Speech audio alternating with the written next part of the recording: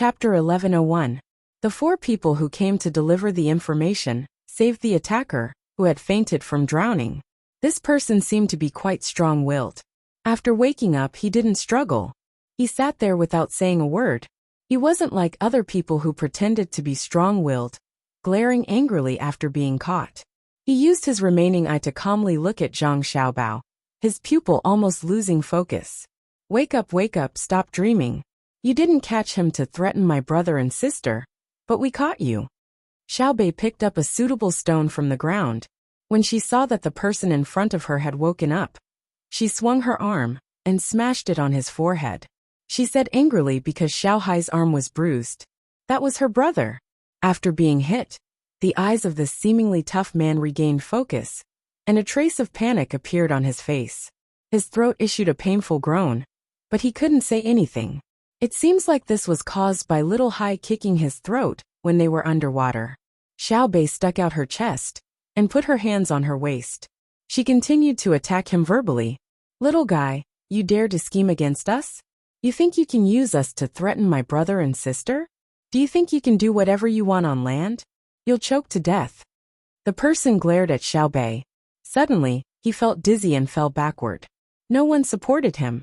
His head fell to the ground and made a sound that could only be heard when a ripe watermelon was knocked on the ground. He's exhausted. One of the people who came to deliver the information went over and touched the person's neck. He raised his head and said to Zhang Xiaobao and the others. Zhang Xiaobao nodded. He snuck in from somewhere else. He thought that Xiaobei and the others were too busy and didn't have much strength. He didn't know that he was also short of oxygen. Help him stop the bleeding on his wrists and apply medicine to his eyes. I have something to ask him in a while. After speaking, Zhang Xiaobao took out a bottle of white wine from Xiao Hu's backpack. He originally planned to use it to make beggar's chicken for his brothers and sisters after catching pheasants in the mountains. Now he could take out a part of it to treat Xiao Hai. The medicinal wine was too pungent. He was afraid that it would affect Xiao Hai's appetite. Children did not need too strong drugs. They were still in their puberty period, and their metabolism was already fast enough. There was no need to continue using drugs to stimulate them. He poured a little wine into his palm and rubbed his hands together. Once it was warm, he rubbed it on Little Hai's arm. Little Hai was in so much pain that his teeth cracked, but he didn't make a sound. He just lowered his head and acted like he was angry. Seeing his younger brother's expression, Zhang Xiaobao smiled and said, Do you think you're a bad swimmer and got caught? Actually, it's not your fault. He came too suddenly, and the water was mixed up by you guys fishing for river snails. If it were a normal person, he would have grabbed his neck. Other people would have to close their eyes to go down. Xiaobei dodged it. Little Hai still thought that his ability was not good enough. In his opinion, he should have dodged as well, and then the 9 of them would have beaten him up. In a situation where the opponent did not have any ability to resist, they would drown. Xiaobei blocked your vision. Otherwise, you could have dodged it. Be content. If it were on the shore, unless you use guns, you can only rely on your fists, feet, and teeth. Even if there were 9 children of your age, you still wouldn't be able to beat one person. As Zhang Xiaobao spoke, he glanced at the person who had woken up again and felt sad for him. One of the 4 people who sent the message, while bandaging the injured person's wrist, said to him disdainfully, What else can you do besides sneak attack? In the end, your sneak attack didn't succeed, and you were pressed into the water by a group of children. If I were you, I would have drowned and not woken up. Zhang Xiaobao rubbed his younger brother's arm a few more times and said to them, Continue to fish for river snails. Don't stop just because others disturb you. I'll go down and fish with you. Let's see who dares to sneak attack and grab their neck. Zhang Xiaobao's clothes were already wet. He went back to the tent and changed into a pair of swimming trunks. With a covered box in his hand, he ran 2 steps and directly dove into the water. The 9 children cheered and jumped in like dumplings. What happened just now did not leave any psychological shadow on them, because they never felt that 9 people could not beat one person in the water. They were just angry because they were sneak attacked. Wang Wan lit the fire and changed her clothes. She found a stick, put the clothes on it, and put it next to the fire to dry. When she was done, She took a knife in her hand and asked 2 of the 4 people to drag the person who had sneaked up on them to the mountain where there was no one. When Zhang Xiaobao and his brothers and sisters had caught enough river snails for everyone, Wang Wan came down from the mountain with the 2 people, but she saw the person being dragged over. Zhang Xiaobao poured the last box of river snails into the folded bucket and asked, "Are you done asking? Did you get any useful information?" Wang Wan nodded. "Yes. I promised him that as long as he said it, I would send him overseas and let him live a comfortable life. He said a lot, but I lied and killed him." "Actually, you didn't lie. There is a poem as proof." Suddenly, he heard that there was a mountain of immortals on the sea. The mountain was in the void. If he didn't die, how could he enter the void? He had to endure the pain while he was alive. It was better to die, Zhang Xiaobao said. In fact, he wanted to say that this was what you did. If you confessed, you would be lenient. You would be in prison for life. At this time, Xiao Bei came over and asked, "Sister, did he say that he was no match for us in the water?" "Yes. He said that he regretted attacking you in the water. Otherwise, with our dogs and eagles, we wouldn't have been able to find him. He also said that with his swimming skills, as long as he didn't appear, he would be able to leave the vicinity of Mount Lu. From then on, he would be able to live the rest of his life in peace. The 2 of you can prove it," Wang Wan said to Xiao Bei, then looked at the 2 people who followed her to the interrogation. The 2 of them nodded repeatedly, as if they were telling the truth. Xiao Bei nodded in satisfaction. "Actually, even if he didn't say it, he would think that way. I know that if we fought fairly in the water, it would be easy for me to take care of him alone. He wouldn't be able to catch me. Yes, our Xiao Bei is the best," Zhang Xiaobao praised, then looked at Wang Wan.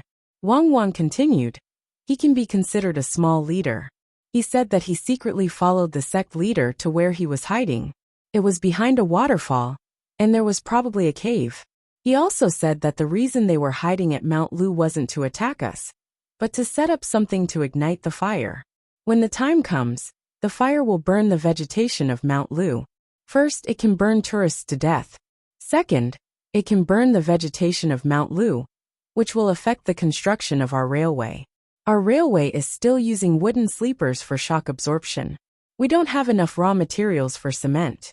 Most of the cement is used on the riverbanks and the houses of the rich, as well as the biogas pools and schools in various villages and counties. Furthermore, it's not convenient to transport the cement sleepers. The shock absorption layer below also requires other stones and soil. With so much manpower and material resources, it's better to use stones to build ordinary roads. Third, they want to see the effect of burning Mount Lu. If the effect is good, our Tang Empire still has many mountains to burn. The 100-year-old trees can be burned, the wild fungi used for food can be burned, and the animals in the forest can be burned to death. It will hinder our tourism industry and destroy our ecosystem. The 4 people who came to deliver the information didn't know what effect burning forests would have on the Tang Empire. In the past, forests were burned to make farmland, but it was not allowed in recent years. The main family said that forests were useful, but until now, they didn't see any big use. It was better to have more fertile farmland. What's with your expressions? Xiao Bei was unhappy when he saw the 4 people's disapproving expressions. Why don't you learn more? Building a house requires wood. Even if cement is used, the doors and windows also need wood. If everything is made of metal, the Tang Empire can't bear to do so. Chopsticks for eating need bamboo and wood. Ships also need wood. We can't just use metal to make ships. In winter, charcoal is also wood and bamboo. There's also the paper used by the children in school. It's so easy to light a fire, especially when the wind is strong and the sky is dry. Let me tell you, the northern part of Hebei province is where the Bohai Commander-in-Chief's mansion is located. The forest is covered in snow all year round, so a fire can be lit. When they burn all the trees in the Tang Empire, we're finished. Xiao Yuan, you add on. Xiao Bei counted with his fingers and said to the 4 people. Xiao Yuan was stunned for a moment. After muttering, he said, "Also, when there are trees, it can rain, and the water and soil can stay. When there are no trees, you know the desert. The result is like that." Deserts have existed since ancient times. It's not something that can be changed by humans. One of the people who heard Xiao Yuan retorted. Yes, it's very difficult to turn a desert into an oasis, but it's very easy to turn an oasis into a desert. When the time comes, the rivers will stop flowing, and the lakes will dry up. It's very scary. You haven't seen it before, so of course you don't know. Xiao Yuan explained to the other party, as if he had seen it before. He also heard about it from stories. Zhang Xiaobao and Wang Wan told stories to their younger siblings not only to promote their learning, but also to define and change their personalities. Naturally, there was a lot of popular science. Nowadays, people had no concept of environmental protection in their hearts. They were not allowed to destroy forests and build fields casually. This was enforced by them. Not all trees were forbidden to be cut down. There were different places. Even if they were to be cut down, they had to be cut down in a planned way. Zhang Xiaobao and Wang Wan also admitted that the power of nature itself was very strong. Deserts, volcanoes, and the vicissitudes of life could not be changed by humans. However, it was very difficult for humans to stop it. If they wanted to help destroy it, it was really too easy.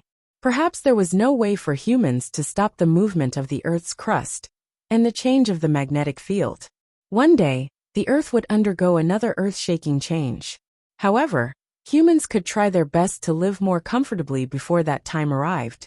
Even if they were destroyed tomorrow, they could at least live in an environment with blue skies and clear water today. It was better than humans killing themselves before the irresistible destruction happened. That was the saddest thing. When the four of you have time, you really need to learn more. Don't think that just because you're from the intelligence department, you only study your own specialties. There are nature lessons in school. If you don't learn, your children will be better than you in the future. The other party is indeed very smart.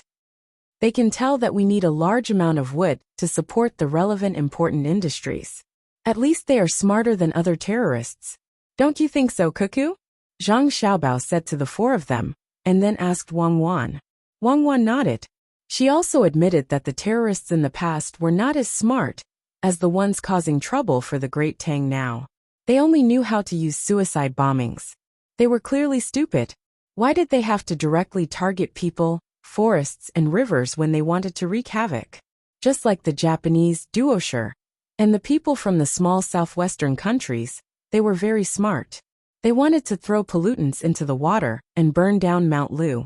After they succeeded, they summed up their experience and continued to burn other forests. It was really impossible to guard against them.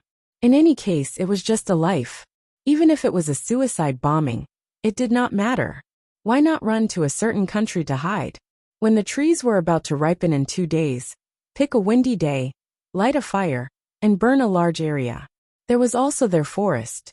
Send out a few hundred people and burn them separately. How big of an impact would the relevant industries receive? How much would the number of unemployed people increase? As long as the society was a little chaotic, more people would be killed than a direct suicide bombing. Thinking of such an interesting thing, Wang Wan couldn't help but laugh out loud. She quickly coughed and said, "The four of you discuss among yourselves. Keep watch at night. We will tell the little guys stories first. Later, when they go to sleep, we will wake up in the middle of the night to prepare food for you guys." Yes, the four of them no longer argued about whether burning down the mountain was bad for the Great Tang. They agreed, and began to look for a place to stay at night. The four of them could switch to 4 shifts. This way they wouldn't be too tired. Each person would keep watch for more than 2 hours. It would be dawn soon, and it wouldn't affect the midnight snack. Zhang Xiaobao and Wang Wan took their younger siblings to sit by the fire and began to tell stories. In fact, it was just a review. The various questions in the stories required the little guys to answer with the knowledge they had learned. The 9 children already knew the purpose of their older brother and sister's storytelling. They could also make up their own stories and tell them to and pan, so that the 2 younger children could learn. If it were someone else telling them stories, they would definitely scoff and ask them to put away this childish method. However, it was different since it was their older brother and sister. They also wanted to show off when their older brother and sister were telling stories. so that their older brother and sister could see their improvement. They would consciously learn now. It wasn't that knowledge was really that good. No one liked to read and memorize things. They were all willing to play. However, they needed to show off their knowledge in front of other people's children. They could show how powerful they were. At the same time, they wanted to gain recognition and praise from their family. In their hearts, their older brother and sister were idols. They were very, very powerful, and were forever invincible. Others praised them 10,000 times. But it was not as good as their older brother and sister nodding their heads. In the evening, Xiao Bei and the others caught a lot of river snails. They even had an interesting water battle. After listening to the stories, they were physically and mentally exhausted. They lay down and fell asleep. Zhang Xiaobao and Wang Wan discussed some preventive measures. They formulated a plan to increase the number of people patrolling the border. At the same time, they also planned to set up a professional training organization to train firefighters. They also planned to buy wood from other places. For example, Japan was an island country. They didn't need so many trees. They just needed to fish. They would chop down the wood, burn it into charcoal, and ship it to Tang to sell. This didn't involve too much technology, and there were no technical barriers in trade. The products would be good, and could be sold for a high price. After the discussion, the two of them fell asleep together. In the middle of the night, they woke up again to make spicy river snails for everyone. In the end, after eating, no one was sleepy anymore. They climbed up a small mountain and waited for the sunrise. At dawn, they met up with a group of more than 50 people and 20 hunting dogs. They headed for the waterfall that the people who were caught yesterday had confessed. At noon, Xiao Bei and the other 9 children were sleepy. They slept for a full 2 hours before continuing their journey. In the afternoon around 4:30, they finally arrived near the waterfall. Xiao Bei, look at this poem that I'll write for you. The title of the poem is Looking at the Lushan Waterfall. Say it. The sun shines on the incense burner, and the purple smoke rises. Look at the waterfall hanging in front of the river flying straight down. Xiao Bei, don't listen to your brother. He's talking nonsense. This isn't the Lushan incense burner peak. When we get to the real place, I'll tell you. Your brother is copying others. Xiaobao, do you think you're worthy of him? Wang Wan didn't wait for Zhang Xiaobao to recite the entire poem. She hurriedly interrupted and told her brothers and sisters not to believe him. Then she asked Zhang Xiaobao. Zhang Xiaobao choked and said, "How did I let him down? He's doing well in the Ministry of Revenue. Without me, he wouldn't even have the chance to enter the court. Even if he did, he would only be in the entertainment department, the kind that doesn't have any real power. Do you think anyone can be an official in the capital? There are many capable people. He's just one more. He's busy as an official, and doesn't have time to write too many poems. How can those good poems be passed down in the future? What I'm doing now is a kind of sacrifice, a kind of worship of the virtuous. It has played a positive role in the inheritance of Chinese civilization. Let him write now. Yesterday is like the east flowing water, leaving me far away. Today is a mess. My heart is full of worries, cutting the water with a knife. You're talking about the lyrics. He's talking about those who have abandoned me. Yesterday cannot be kept. Do you understand? Wang Wan corrected him. Yes, I'm talking about the lyrics. But it's easy to understand. Don't you see that when people write romance, they just translate the book of songs and become popular? Many children only know that the mountains have no edges, and the heaven and earth are united before they dare to break up with the king. But they don't know what Shangxie is. This is the power of the masses. What the people like is correct. You say he's writing cutting the water with a knife makes the water flow even more. Is he in the mood now? In another 2 years, if he does well, and is promoted to rank 5, he'll be able to participate in the big court meetings. He definitely won't be thinking of sitting on a crooked boat tomorrow and messing around with his hair, right? Zhang Xiaobao argued irrationally. Shangxie is a folk song. It comes from the people. How is it not popular? You're always reasonable. Xiao Bei, I'm telling you, don't listen to your brother and deceive others. Wang Wan raised her head to look at the waterfall, trying to find the legendary cave. She said this to Xiao Bei and the others. Xiao Bei also raised his head to look at the waterfall. From time to time, a few drops of water would fall on his face from the wind. He said, "Lyrics? Let brother sing it. When we catch the people behind the waterfall, I'll let them sing hide and seek." They actually hid in such a hidden place. If no one told us, how long would it take to find them? Chapter 1102. When they stopped under the waterfall and looked up, the 7 people in the cave behind the waterfall were still unaware of what was going on. In order to survive for as long as possible with the limited food, the 7 people had already started the food demand reduction plan. They used to eat 3 meals a day, but now they only ate 2 meals a day. There was no difference in the number of meals they ate before. They used to eat 2 meals a day, just like most of the people of the Great Tang. A small portion of the people of the Great Tang only ate 1 meal a day. Productivity could not keep up. And with all kinds of natural disasters, the people had no choice but to eat 2 meals a day and not see meat for a long time. Only those who lived close to the river could occasionally eat fish. As for mutton, that was the food of the rich. Pork was not exclusive to the rich, but they could not afford to raise it. Those who could cut some pig grass could only eat a little by the time the pig was ready to be slaughtered. Now the people of the Great Tang basically ate 3 meals a day. It was not that the seeds of the Sanongsi were good, but the Sanongsi was still unable to take care of the entire Great Tang. It was still far from that ideal period. The main reason was that many places in the Great Tang now practice cropping according to local characteristics. At the same time, they had also learned a lot of advanced farming techniques from Zhang Xiaobao and Wang Wan. They did not completely rely on the weather to eat. Fertilizer made from feces and grass stalks was very useful in the fields. It was impossible to eat meat every day, unless chickens were only ready to be slaughtered once a month, and pigs grew up in 3 months. Zhang Xiaobao did have such techniques, but he did not take them out. First, the manufacturing process was very laborious and required various materials to be extracted. Second, this thing was not suitable for people to eat. He and Wang Wan were like that. Anyone with a bit of power and money would not eat things that were ready to be slaughtered quickly. The pork they ate was the kind that could only be slaughtered after at least 10 months.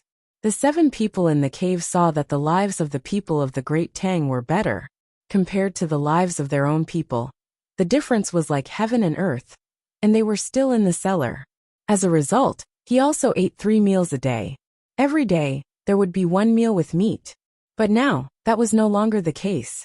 In order to fight a protracted battle, they had to eat 2 meals a day. Furthermore, both meals were diluted. They used 2/5 of the food they used before, while they saved 3/5. Since they ate less, their activities naturally decreased as well. Therefore, the 7 of them fell asleep in the damp cave after lunch. Listening to the sound of the waterfall outside was like a lullaby to them after a long time. After getting used to it, it was like a lullaby. He would wait for another 2 hours before he could eat his second meal of the day.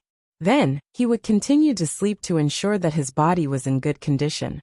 The people who came with Zhang Xiaobao did not understand the situation in the cave. They did not even see the cave, as it was completely blocked by the waterfall. Moreover, the sun was shining in the west, turning the water flowing down the waterfall into a mirror. It looked white with a hint of other colors. Occasionally, when they looked in the right direction, they could see a small rainbow. Now rainbows were no longer strange. When the sun was shining brightly, they could hold a mouthful of water and spit it out in front of them. Naturally, artificial rainbows could be seen. Since they could not see inside from the outside, the people who followed naturally thought that the people inside were observing the situation outside. Therefore, they found things that could be written on, such as charcoal strips, and wrote the words for the people to surrender on a piece of cloth. A few people propped themselves up and faced the direction of the waterfall, waiting for the people inside to come out by themselves. After a while, Xiao Bei and the others were tired of standing there. They ran to the river formed by the waterfall to see if there were any fish, but there was still no reaction from the waterfall. "Little young master, is there really a cave behind? We can't see it," one of them said to Zhang Xiaobao, who was sitting there and playing gamoku with Wang Wan. Zhang Xiaobao had already observed it with his binoculars, so he was not in a hurry. His purpose in coming here was not to directly capture people. His subordinates would do that. He wanted to bring his younger siblings to play. He had seen Mount Lu's waterfall many times, so it was not attractive to him. He guessed that Wangwan was the same, although Mount Lu back then could not be compared to the current one. However, to his younger siblings, Mount Lu was still full of color. The flowers, birds, fish and insects, as well as the unique natural scenery of Mount Lu, made his younger siblings very happy. The happiness of a child was usually very simple. Even if they learned a few lines of a new song, they would be happy for the whole day if they could sing it. Even if they did not spend it, they would just hold on to it, and not buy anything when they passed by the market. Many adults found that as they earned more and more money, they could not find the happy times they once had. Perhaps it was because of a sense of responsibility, or perhaps it was because they had experienced too much that their hearts had become numb. However, the most fundamental reason was that the adults had begun to learn to accept their fate. Their hearts were no longer filled with dreams, or perhaps they were not willing to dream. Zhang Xiaobao knew that his younger siblings would not be happy for the whole day because of a few copper coins. This was a kind of sorrow and happiness. Once the little ones were worried about money, the amount of money they needed was definitely not a small amount. Most of the time, the happiness of the little ones actually came from the happiness of other children. A few 100,000 strings of cash was just a number to them. They would not look at the money and laugh out loud. Just like the old crosstalk once said, if you can laugh when you look at money, then you will get an illness that money cannot cure. If they really put a pile of paper money in front of their younger siblings, they would only feel that it was taking up space. Their usual source of happiness was that they gave money to other children through various means. After seeing the happy faces of other children, they would feel that they had helped others. For children, this kind of happiness was very cruel. In fact, this was the reason why many children from rich families had twisted personalities. Zhang Xiaobao did not want his younger siblings to lack happiness, so he always thought of ways to personally bring them out to play. When other children caught and sold a bit of meat to a restaurant, they would feel the happiness of receiving money. However, the happiness of his younger siblings did not come from selling the meat, but from participating in the process. In order to make Mount Lu more lively, when more people were busy with their work, so that his younger siblings could have more days to play, Zhang Xiaobao was very unwilling to cooperate with his men to capture the enemy immediately after he grasped the enemy's whereabouts. He admitted that he was very selfish now. The team he sent to Mount Lu was huge. There were people who flew in the sky, people who ran on the ground, and people who discovered that people could hide in the water yesterday. So he sent more people who could swim. The huge team was not only manpower, but also material support. The direct and indirect costs of a day's consumption were equivalent to a small county's monthly income. If used on the common people, it was enough to let thousands of people eat the same meal as the new year. However, he was willing to spend money. His goal was to let more people make Mount Lu lively, without too much danger, so that his younger siblings could have as much fun as they wanted. Therefore, when he heard the inquiry of his subordinates, Zhang Xiaobao did not immediately tell others about the traces he had found by the waterfall. Instead, he first looked at his younger siblings who had run to the riverside to look around. The person who asked the question did not understand Zhang Xiaobao's meaning, so he assured Zhang Xiaobao, "Little young master, don't worry. We will definitely take care of Xiaobei and the rest, and not let them face any danger." Zhang Xiaobao looked at his subordinate and said, "If you want to know if there is a cave behind, you can use smoke.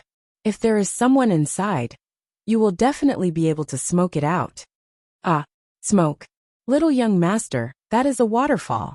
If you light a smoke and fly up, it will be washed away by the water. When the waterfall flows down, it will also cause the smoke to be less effective.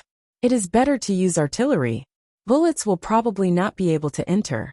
The subordinate looked at his young master in surprise and reminded him. He was very puzzled.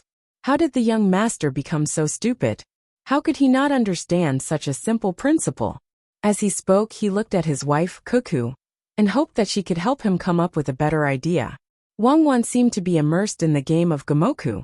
She put down another white piece and said to Zhang Xiaobao, "It is your turn. Put down a few more pieces." and I will definitely win. Your skill level is about the same as Xiaohai's. Xiaohai is good at calculation and can now solve a binary quadratic equation. Arrogant people will always lose. Zhang Xiaobao picked up a black piece and put it on the other side without thinking. He played 4 pieces in a row, which made Wang Wan have no choice but to block. It seemed that this move was useless. What? Is playing chess related to trickery? If that was the case, you would have already become an internationally known master of chess and Go. You didn't even know how to solve a binary quadratic equation before. Wang Wan was not convinced and blocked with her hand. I still don't know how to calculate the relationship between the average GDP and CPI, but I definitely have the ability to influence the average national production growth of a place and the degree of currency depreciation under the radiation of the local commodity prices. Don't think of things as absolute. Zhang Xiaobao continued to find a place where he could play and said to Wang Wan with a smile. The person waiting for orders was anxious. Young master, young lady, you too waterfall, right? Wang Wan seemed to have heard someone else's voice. She frowned and said to the person with dissatisfaction, You are Zhang Yuan, one of the first batch of Zhang family to enter the inner courtyard. You have parents, a single uncle, a wife and 2 children. You are not stupid. Being one of the first batch of people to enter the inner courtyard, you should be smart. Why are you still asking? Inner courtyard? Whose inner courtyard is it? Didn't you hear what Xiaobao said? Don't think of things as absolute. What is our purpose for coming here? Stay away, think carefully, and come back to talk after you think clearly. Wang Wan's words were already a reprimand. She now understood Zhang Xiaobao too well. At the same time, she and Zhang Xiaobao also had the same idea, which was to treat everything as a game. Only in front of their family would they become real. She had already thought that the method used to deal with Zhang Xiaobao was biased.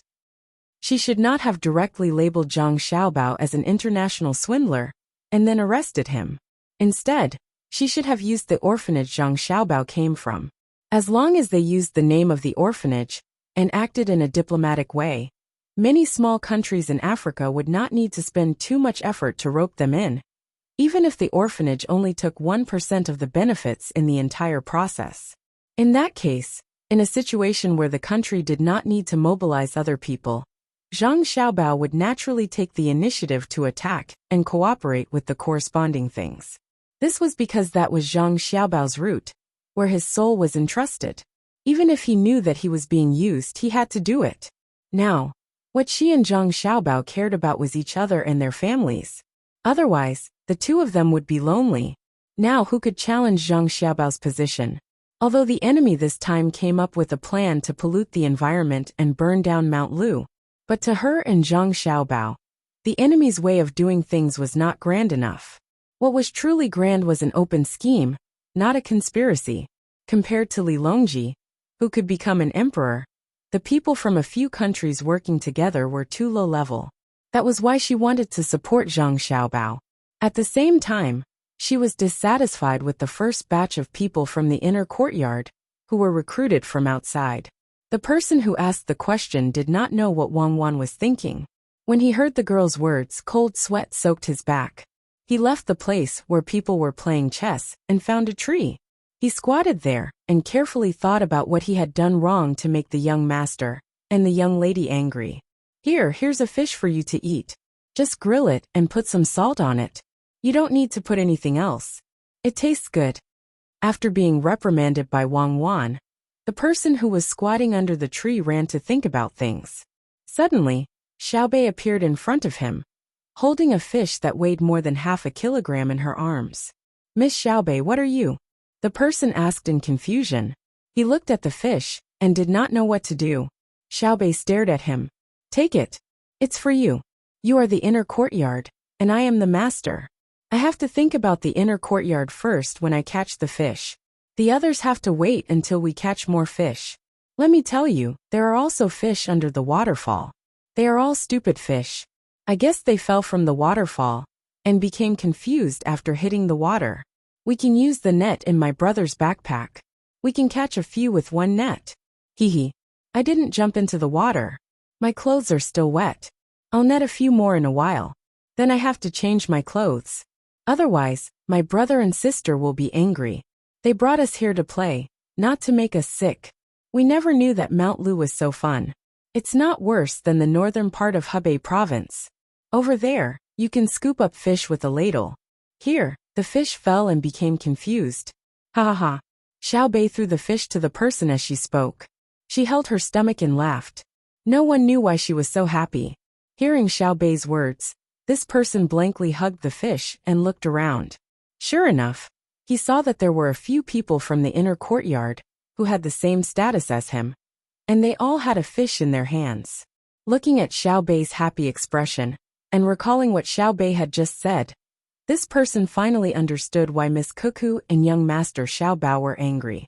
As members of the inner court of the Zhang clan and Wang clan, they had to take care of the affairs of the Great Tang, such as the livelihood of the people, intelligence, technology, disasters, and so on.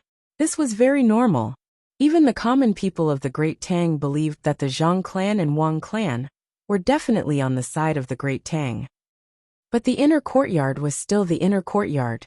The people of the Great Tang had to depend on the will of the master. The inner courtyard's first loyalty was not to the Great Tang, but to the master, who was the most powerful existence in the main family.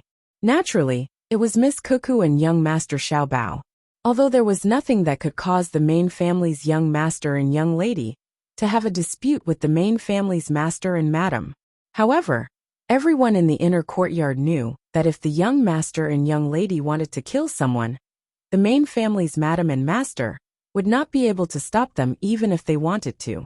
But if the main family's madam and master wanted to kill someone, and the young lady and young master said that it was useful to save them, then they would definitely save them. Master and madam would definitely not kill someone when the two of them were against it. But now, the two people with the most authority in the main family had brought their younger brother and sister to play. He could not see the situation clearly, and insisted on letting them come up with ideas to catch the bad guys. He even questioned the situation behind the waterfall. Of course, the main family was angry. Since they already knew the bad guys' methods, why did they have to end it immediately? Wouldn't it be better to play with Xiao Bei and Xiao Yuan for a while? Thinking back to what Xiao Bei had just said, "You are the inner courtyard, and I am the master. I have caught the fish, so I have to think about the inner courtyard first." For a moment, this person did not dare to raise his head to look at Xiao Bei. "Hey, say something. You should at least thank us. We caught the fish ourselves. Let me tell you, if you want to eat fresh fish, you don't need to put too much seasoning. A little salt is enough. I have experience. It's fine to roast the outside of the fish. The meat inside is still tender. Actually, Big Brother has other things to do. Otherwise, Big Brother would have roasted the fish for you. The outside wouldn't be burnt. Really, wait. I'll continue to catch fish with them. The people above don't come down. I really want to climb up myself, but it's too dangerous. I'm not afraid of falling. It's just a waterfall. But I don't know how to climb that mountain. It's almost straight. I reckon only Big Brother can climb it easily. Alright, I won't talk to you anymore. I'm going to catch fish. Remember, this fish is yours. No one is allowed to snatch it. Tell me who wants to snatch it, and I'll take care of him." Xiao Bei said a few more words to this person, then turned around and ran off into the distance with his two little legs. Looking at Xiao Bei's leaving figure, this person took a deep breath, stood up, and walked to Zhang Xiaobao and Wang Wan. Looking at the two people who were still playing chess, he lowered his head and said, "Little young master, little miss, I know I was wrong. Don't bother, okay? What wrong? I asked you to light the cigarette. What does it have to do with you being wrong? Go, what's wrong with the waterfall? If the smoke is thick enough, even the waterfall can't block it. What if there are other ventilation holes in their cave? Smoke is not meant to make people faint. Do you know?" Zhang Xiaobao said impatiently. If it were someone else who suddenly heard a new word, they would not understand it. But Zhang Xiaobao and Wang Wan were used to the new words of the little young master and little miss, and they had learned them. Hearing the little young master's words, this person was even more grateful. He knew that the little young master understood what he wanted to say, but didn't let him say it. It was nothing more than a kind of care. "Yes, I know. Light the cigarette. Little young master, little miss, I won't make the same mistake in the future. When it's time to light the cigarette, I'll let little Miss Xiao Bei and little young master Xiao Yuan do it personally. They have good intentions, and the cigarettes they light are the most terrible for bad people. This person did not continue to say what he was wrong about. Since they were not willing to listen, he understood that they wanted to see what he would do in the future. Therefore, he asked who the person who lit the cigarette was. It meant that he knew what was going on, and was willing to be played by the little guys of the main family. Chapter 1103. Zhang Yuan, who knew that he had made a mistake, tried his best to correct it. He ordered people to collect branches and grass. Some were from previous years. Some were moist grass and branches that were still budding this year. There were even some that had been simply fermented under the roots. After observing the direction of the wind, he found a place where the wind was blowing, and piled them up into a pile. Then he dug out a path to ignite the fire, and took the matches to call the 9 little ancestors, who were still fishing by the water. "Ah, you're starting to make a game? Okay, I'm coming." Xiao Bei patted the fish scales hanging on his body a few times, and dried his hands on Xiao Yuan's back. He took the match and jumped to the end of the path to ignite the fire. He looked up at the waterfall and laughed. He struck the match, and ignited the thing under his feet. Seeing the fire spread to the pile of grass, he turned to Xiao Yuan and asked, "How long do you think it will take for them to react?" "What reaction?" Xiao Yuan also lit the fire. "Just shout, it's suffocating me. Don't release the smoke, I'll come out by myself." Xiao Bei shouted loudly. "It depends on whether the smoke can get in and how much." Xiao Yuan couldn't figure it out. He looked forward to the smoke rising and floating upwards. Xiao Hai was also counting. After he finished counting, he didn't participate in the discussion. He turned around and went to his brother and sister who were still playing chess. He watched them play a few moves and realized that he couldn't help anyone with his calculation ability. He then whispered to his sister, "Sister, can't we hit it with a bullet directly?" Wang Wan stopped playing.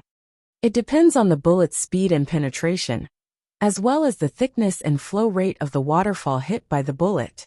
It's like using a gun to hit water. It can't go in too deep and lose its strength. It can only rely on its own weight to fall down. Can you calculate it?" Xiao Hai was concerned about this problem. Wang Wan nodded.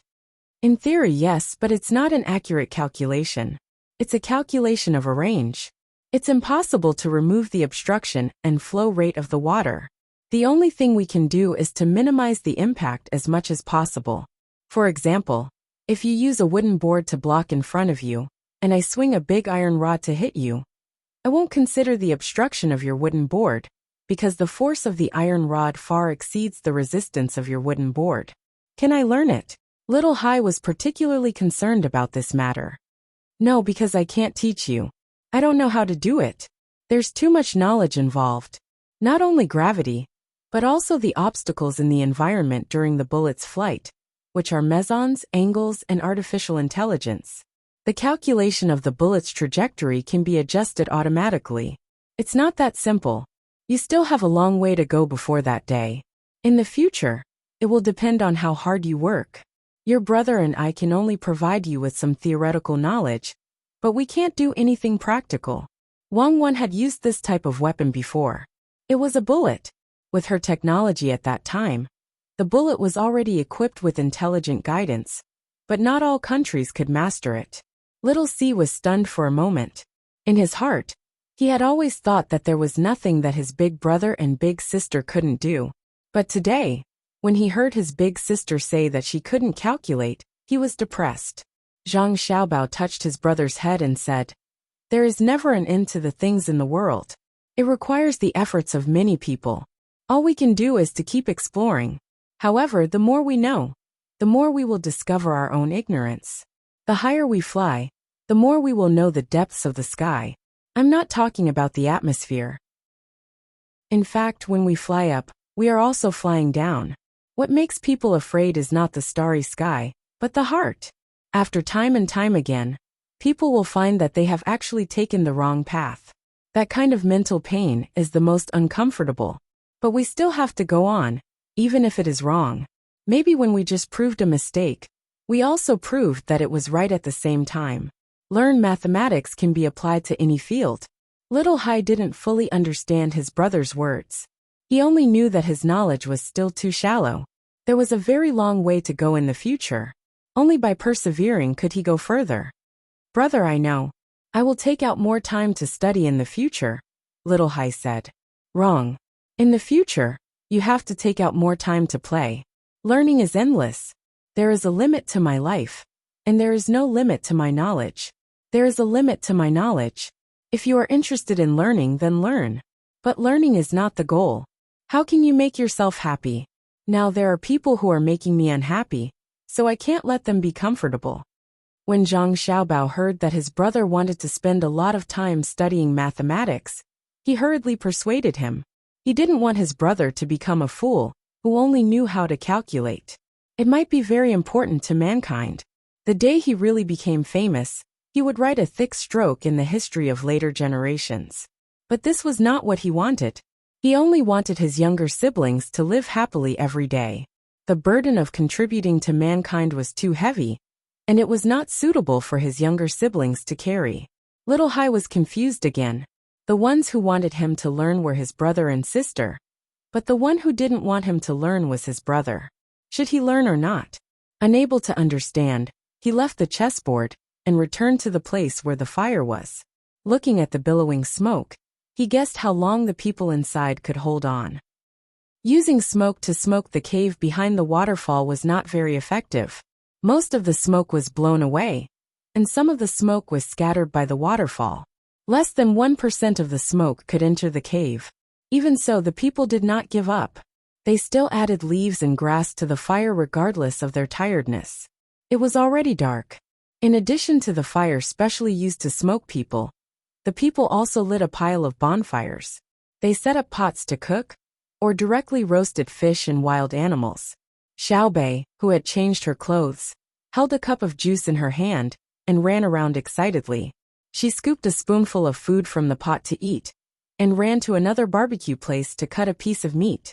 From the beginning to now, she had not been idle. She could not be idle, but the 7 people in the cave could not be idle either. No matter how small the proportion of smoke entering the cave was, it could not withstand the large number. There were many bonfires, and with a slight change in the wind direction, the waterfall, which was almost completely covered by the smoke, could not protect the people in the cave. Before the people below started cooking, the people in the cave were awakened by the smoke. This time, it was not only the sect leader who coughed, but the other 6 people also coughed with him. The 7 people had moved to the innermost part of the cave, where there were vents leading to other places. There were a total of 3 vents. The 7 people took turns to breathe through the vents. They also cleverly wet their clothes to cover their faces. When one person breathed twice in front of the vents, he would hold his breath and give up his position. The second person would go over to breathe, and this rotation made them feel much better. But the 7 people were very clear that they could not continue like this. Otherwise they would not be able to eat. Moreover, the smoke outside seemed to become thicker as the night came. Sect leader, this is not good. We have to think of a way. Have we been discovered? The person who went down to observe the fireworks first used the air in his lungs to speak when his mouth came into contact with the vents. Then, he took 2 deep breaths and could not help but cough. The vents did not always let in the wind from the outside. No matter what, the smoke in the cave was still a little hot, and it also increased the density of the air in the cave. Although it was only a little increase, the air circulation was formed because of this little change. Therefore, the smoke in the cave also drifted out of the vents. Even if one used their hands and wet clothes to block it, it could not be completely blocked. When one breathed through the vents, they would naturally inhale. It was the same for all 3 vents. This sect leader took up one of the vents alone, and the other 2 were used by the 6 people in turn. He was already coughing and short of breath, so it was impossible for him to switch with the others. When he heard the words of the people beside him, he wanted to speak, but first coughed. After coughing for a while, he breathed twice in front of the vents and finally spoke. Go and see if they set the mountain on fire, or if they know that we are behind and come back after a look. Go quickly. Ah, I go. Okay. This person was shocked. After hesitating for a while, he gritted his teeth and agreed. After a few more breaths, he took a deep breath and held it. Using his wet clothes to cover his mouth and nose, he narrowed his eyes and ran towards the cave entrance. When he reached the cave entrance, he found that there was only thick smoke in front of him. He could not see the situation outside at all. As for the water, he could only feel the water splashing on his face. He could not see the shadow of the waterfall. The water did not emit light, and it was usually very dark at night.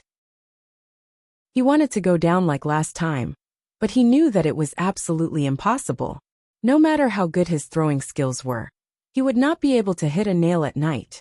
Even if he was lucky and went down before he was smothered to death, would he be able to come back at night? Just when he did not know what to do, a gust of wind blew the smoke outside away. At this time, he finally saw the situation outside. The vague and hazy light shone in from the waterfall, and the water of the waterfall was also blown away by the wind. The swaying fire on the ground outside left a shadow in his eyes for a moment. At this time, the wind passed, and the smoke gathered again. He endured the shock in his heart, and ran back as fast as he could. He wiped his eyes with his wet clothes, and snatched the vents. After taking 2 more breaths, he gave the vents to others, and went to the side of the sect master. It is all fire below. There are many people. It seems that they are eating there. The smoke is blowing here. Smoke. Silly, how can smoke make us like this? They deliberately let the smoke out. It's over. I didn't expect that they would find us hiding in the cave. The big thing is over. You are good. Jump down later and bring back what we know in the Tang Empire. The sect master Wei moved aside so that the other person could breathe the air of the vent. He did not care whether he coughed or not and gave the order. Sect master, don't give up. If they are suspicious, maybe they will use smoke all the places with waterfalls to test us. If we persist, we will be able to avoid them. The person advised. He did not want to jump down now. Although he was not afraid of being found by the people below, the sound of him jumping was not as loud as the sound of the waterfall. But if he jumped down from here, it would be very difficult to swim to a safe place alive. If he was not careful, he would be hit by the water of the waterfall into the whirlpool. The sect master thought for a moment and nodded. Then let's wait and see. So the 7 people continued to struggle to deal with the smoke. With the vents, they felt very uncomfortable. They would not die from the smoke, but every time they breathed, they would inhale a part of the smoke, followed by coughing. Then they had to continue to gasp for breath, which was more painful than directly killing them. Why haven't they come out to surrender? Did the people we caught earlier lie? Or did they already leave the cave? Or did they die from the smoke? Xiaobei ate a lot of food. He ate 1 or 2 mouthfuls in front of the bonfire, but couldn't resist eating too many times. When he was full, he no longer jumped around and ran. Instead, he went up the mountain to check the pills. He ate them bit by bit like snacks, rubbing his stomach with one hand and stuffing them into his mouth with the other.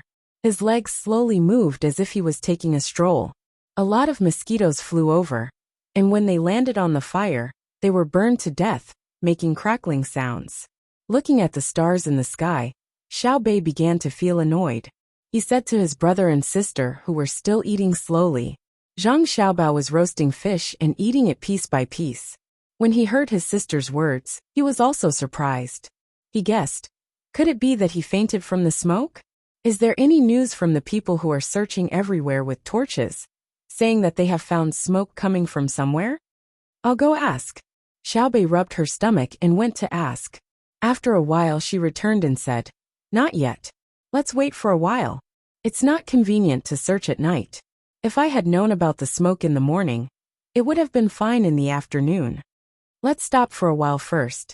If he fainted and everyone died from the smoke, I can only hope to catch people as evidence. Zhang Xiaobao ordered.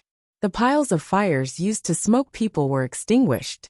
The wind blew for a while, and the whole world seemed to cool down.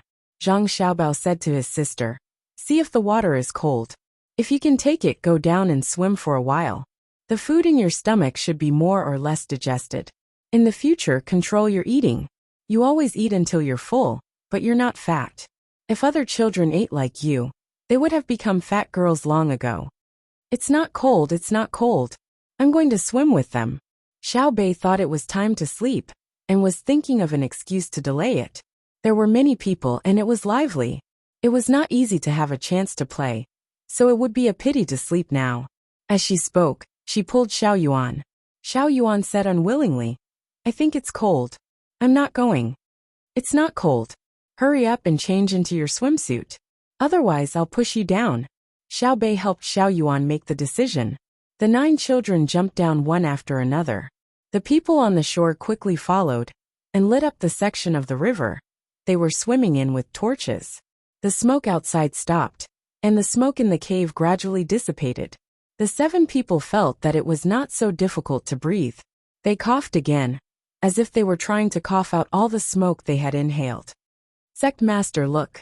They were just testing, and did not confirm that we were behind the waterfall. I almost suffocated to death. Cough, cough. The person who went to check the situation coughed a few more times, and said to the sect master with a sigh of relief. After waiting for a while, the smoke in the cave could no longer be felt. The 7 people went to the entrance of the cave, and looked out through the waterfall. Sure enough, as the man had said earlier, there were many people outside. The flames were swaying, and there should be a lot of torches and bonfires. Even through the waterfall, it was still bright, as if they were looking at the outside through an irregular piece of thick glass.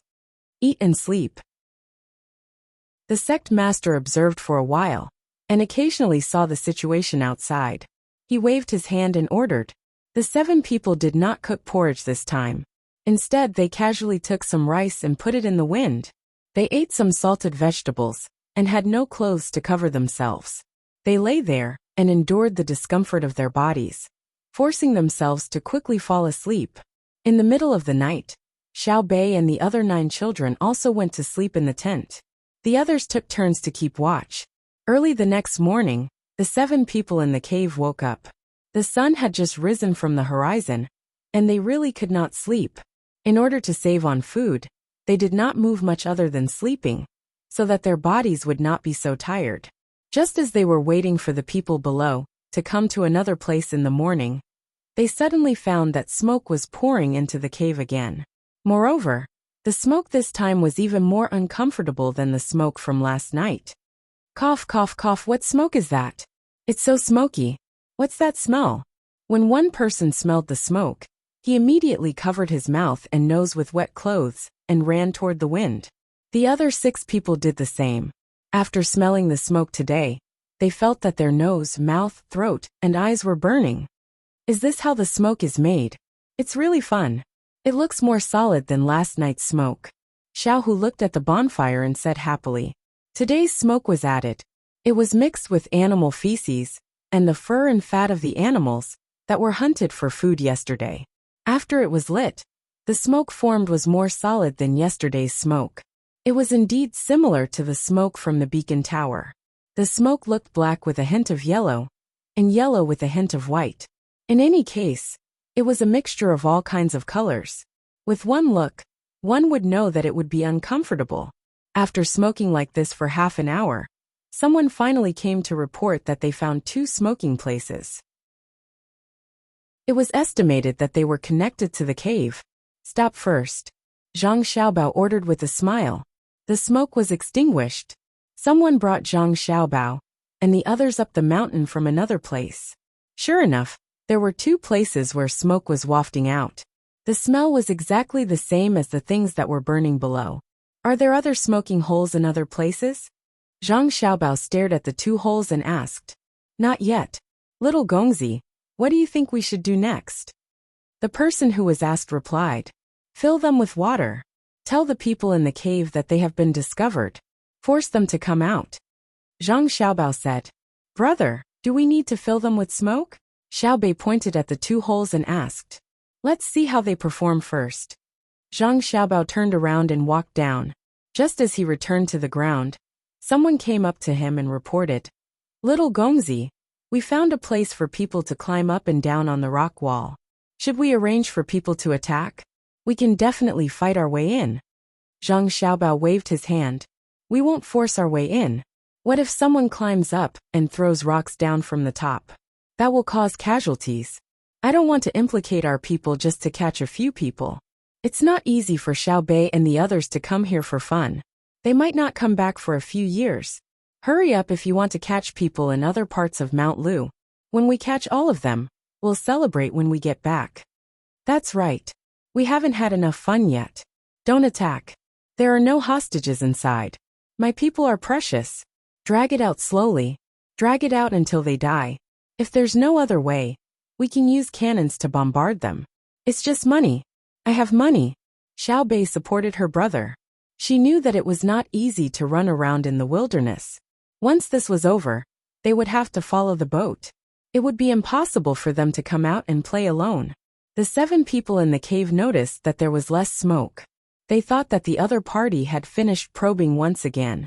In the end, they saw that 2 of the 3 vents had started to leak water.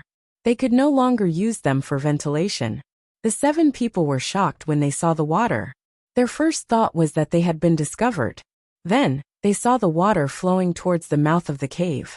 More and more water was coming out. Once again, they confirmed that they had been exposed. Sect leader, what should we do? Block it. One of them asked the sect leader. It's no use. Block 2 vents. Even if they don't find the other one, once they continue to leak water and use smoke outside, there will only be 1 mouth left. Can we still switch? Later, when the 6 of us surrender, you take the opportunity to jump down. You must send the news back. This is a matter of life and death. The sect leader gave the order to the person with the best skills. Sect leader, why don't I take you with me? If we're lucky, we might be able to escape. Otherwise, if you're captured, won't they use you as an excuse to attack us? The person sorrowfully said.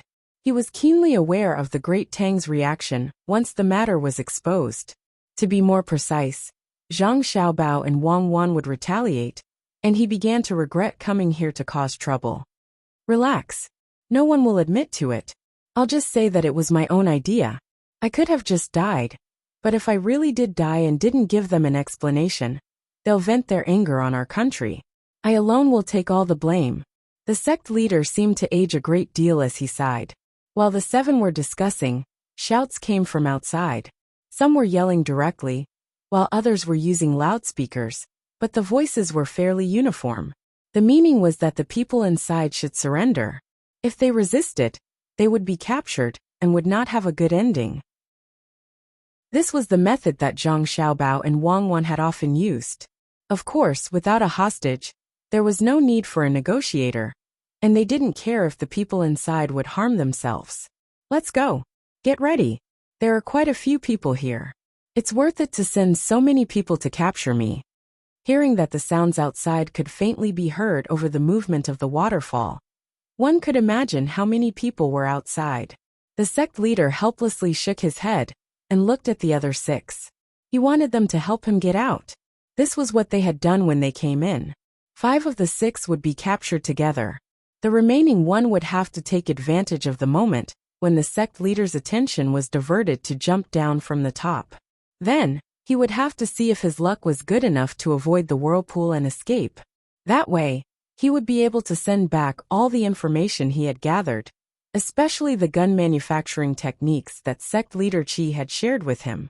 Although the firearms could only be used to shoot birds, it was definitely the foundation. Moreover, it was said that the Zhang Xiaobao and Wang clan trained in this way. When the time came, his people could also train. When there was an opportunity in the future, he could obtain other firearms from the great Tang and immediately learn how to use them. Just like the previous person, the 6 of them carefully looped the rope. One of them was responsible for carrying the sect leader and slowly moved out. The place where the rope was missing, and they had to climb with their bare hands, was very dangerous. Zhang Xiaobao's side also very kindly sent people to hold up a few large nets that were prepared to catch people who accidentally fell down to prevent people from falling to their deaths. The 6 people persevered and seemed to have exhausted all their strength. Finally, they reached the bottom. As soon as their feet touched the ground, they were tied up and carried to Zhang Xiaobao's side. At this moment, the remaining person in the cave took a deep breath and slowly exhaled. Then he took a little more breath and exerted force on his feet. He opened his arms and then closed them over his head. With a leap, he fell down the waterfall. The moment he fell into the water, he felt the world spinning. Relying on his swimming ability, he held his breath and stretched his body as far as possible, allowing the tumbling water to push him out of the whirlpool. Needless to say, his idea was good. He did not enter the whirlpool and was endlessly spinning. Instead, he was washed away by the water and rolled out. After waiting for more than 10 breaths, when he knew that he was alive, he still did not dare to poke his head out of the water. Instead, he stuck to the side of the shore and used his hands and feet to stay underwater. After a while, when his eyes were about to pop out, he finally poked his mouth out of the water and controlled his voice to breathe. He did not even dare to poke his head out to see the sect leader's situation. He was afraid that his gaze would be noticed by others. After a few breaths, he felt much better and continued to swim downstream. This happened a few times. Just when he was secretly happy and thought that he could successfully escape, he suddenly saw a few blurry figures in front of him. In less than 2 breaths, the figures became clear and entered his eyes. It was a few children. Seeing the children's figures, he was first shocked and knew that he had been discovered by the children. Then he was happy. The children who could play here were most likely the younger siblings of Zhang Xiaobao and Wang Wan.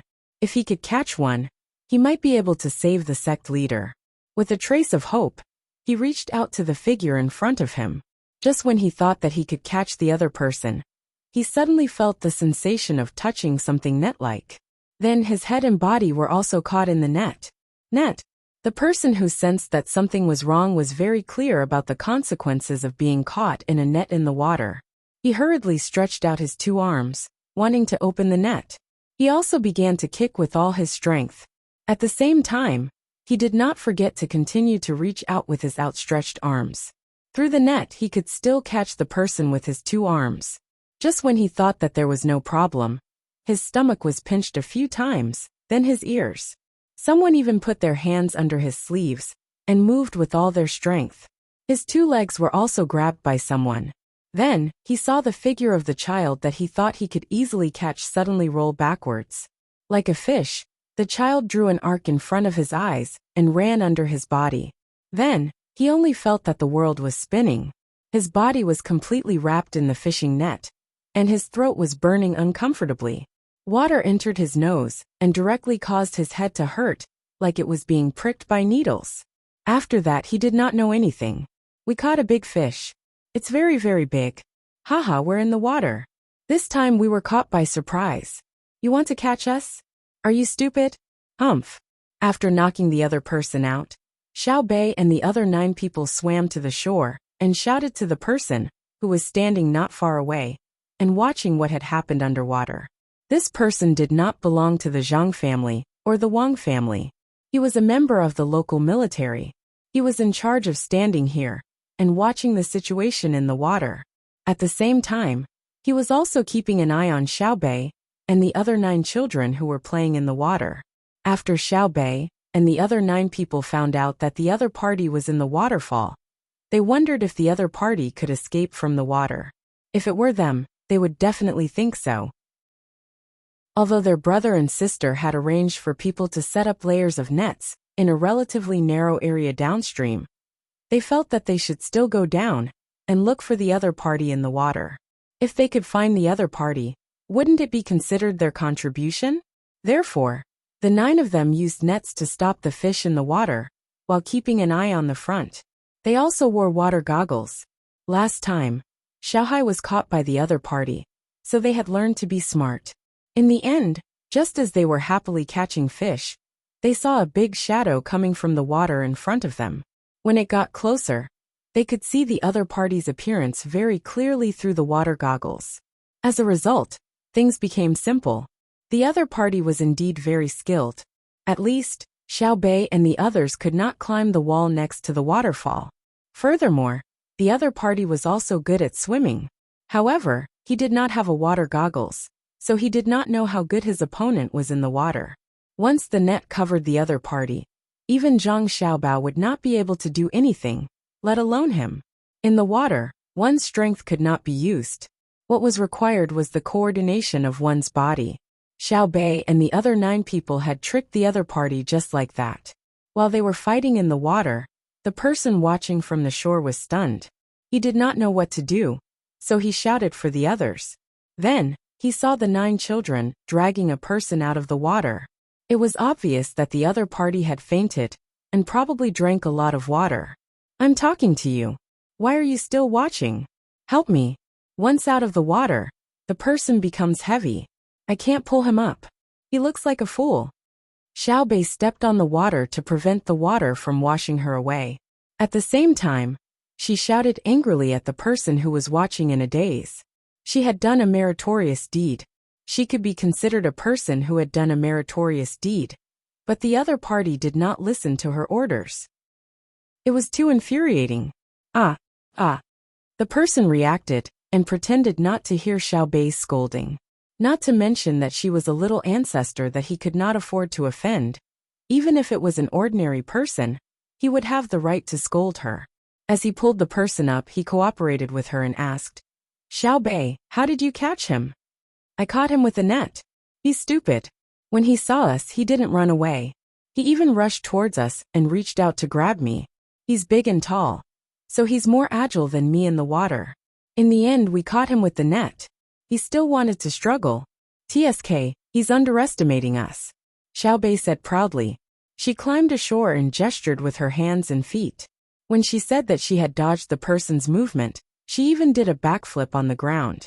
She meant that she had dodged the person with this posture. After dragging the person to Zhang Xiaobao, Xiao Bei did not speak, but she still looked like she was waiting to be praised. Little master, the person was caught. It was Xiao Bei and the others. When I found out, I was scared to death.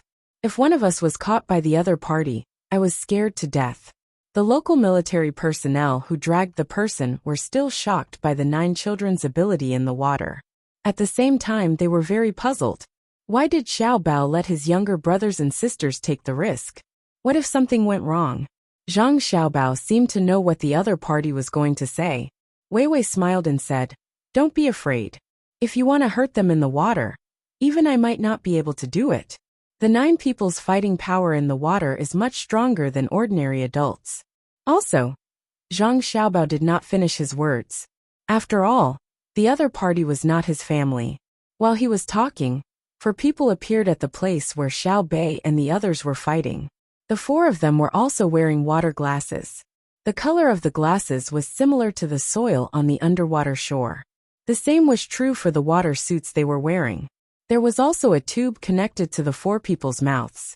The tube was the same color as the soil. Each of them was holding an awl in their hands. After they came up, they took a detour and left. Obviously, they did not want Xiao Bei and the others to see them.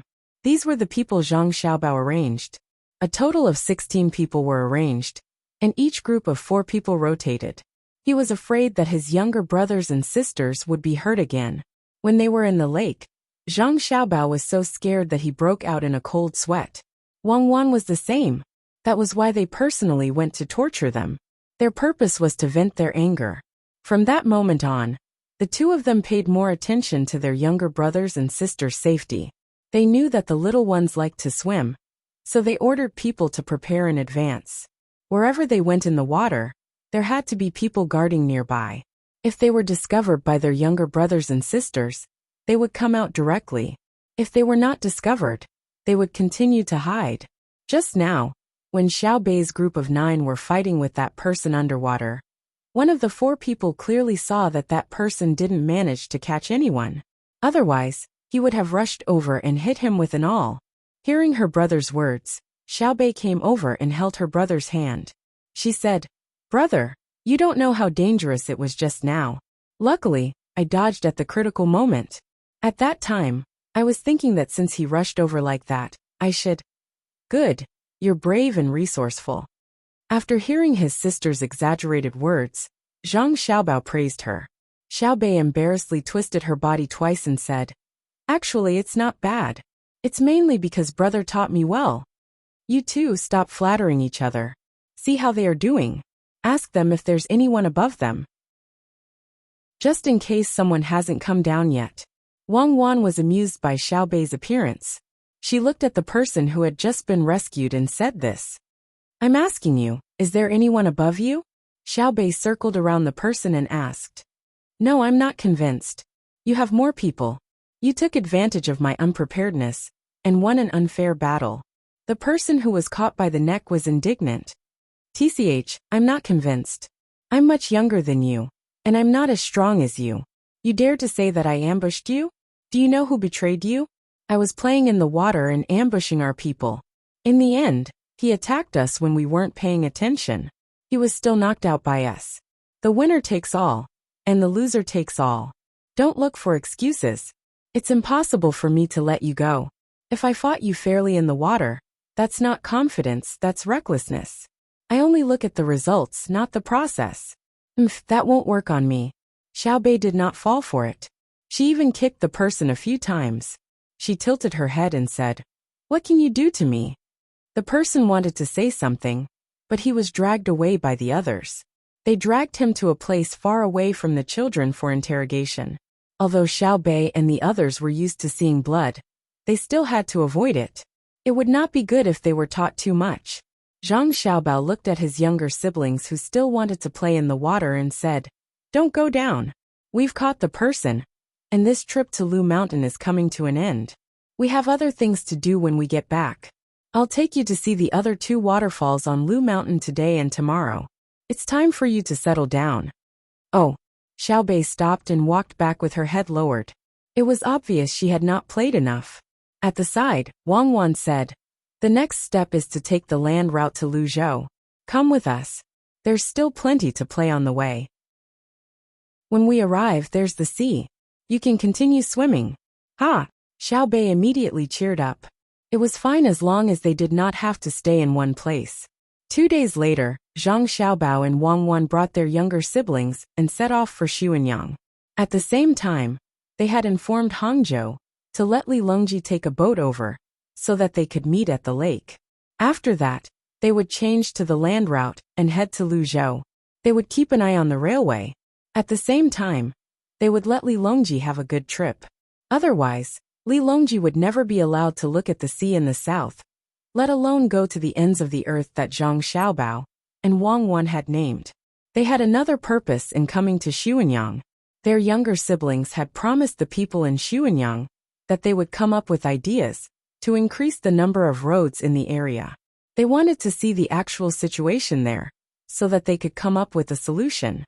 In Hangzhou, Li Longji was still accompanying Zhang Wang clan to do publicity every day. After the first day, Zhang Wang clan was addicted to it. The next day, she would still go out and tell others about the benefits of having more worries. After a few days, the news was no longer sealed. The news spread quickly. Some of the wealthier families brought their pregnant women to Hangzhou. They were not lacking in the price of the gifts they could get. Instead, they wanted to see Xiao Bao and Cuckoo's mother. Everyone had lives in their bellies.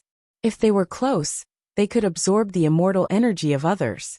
Perhaps they could give birth to very smart children. When Zhang Xiaobao sent the news from Mount Lu to Hangzhou, Zhang Wang clan was talking to a woman who had come from Suzhou. She personally told the woman what to pay attention to when she was pregnant, and that she could not stay at home all the time. She needed to go to the clinic every once in a while to have a doctor take her pulse, or use a stethoscope to listen to her movements. There were no other medical devices at the moment, such as ultrasound. They could only rely on the tools and methods available. If the child in the womb was disabled, there was nothing they could do. They had to give birth to the child. Of course, if the child was stillborn, they could tell that it was missing a heartbeat. Even so, the people of Tang were very satisfied.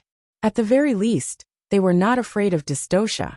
They also did not have to worry about accidentally hurting the child when they were doing things. Li Longji was at the side talking to the men of other pregnant women.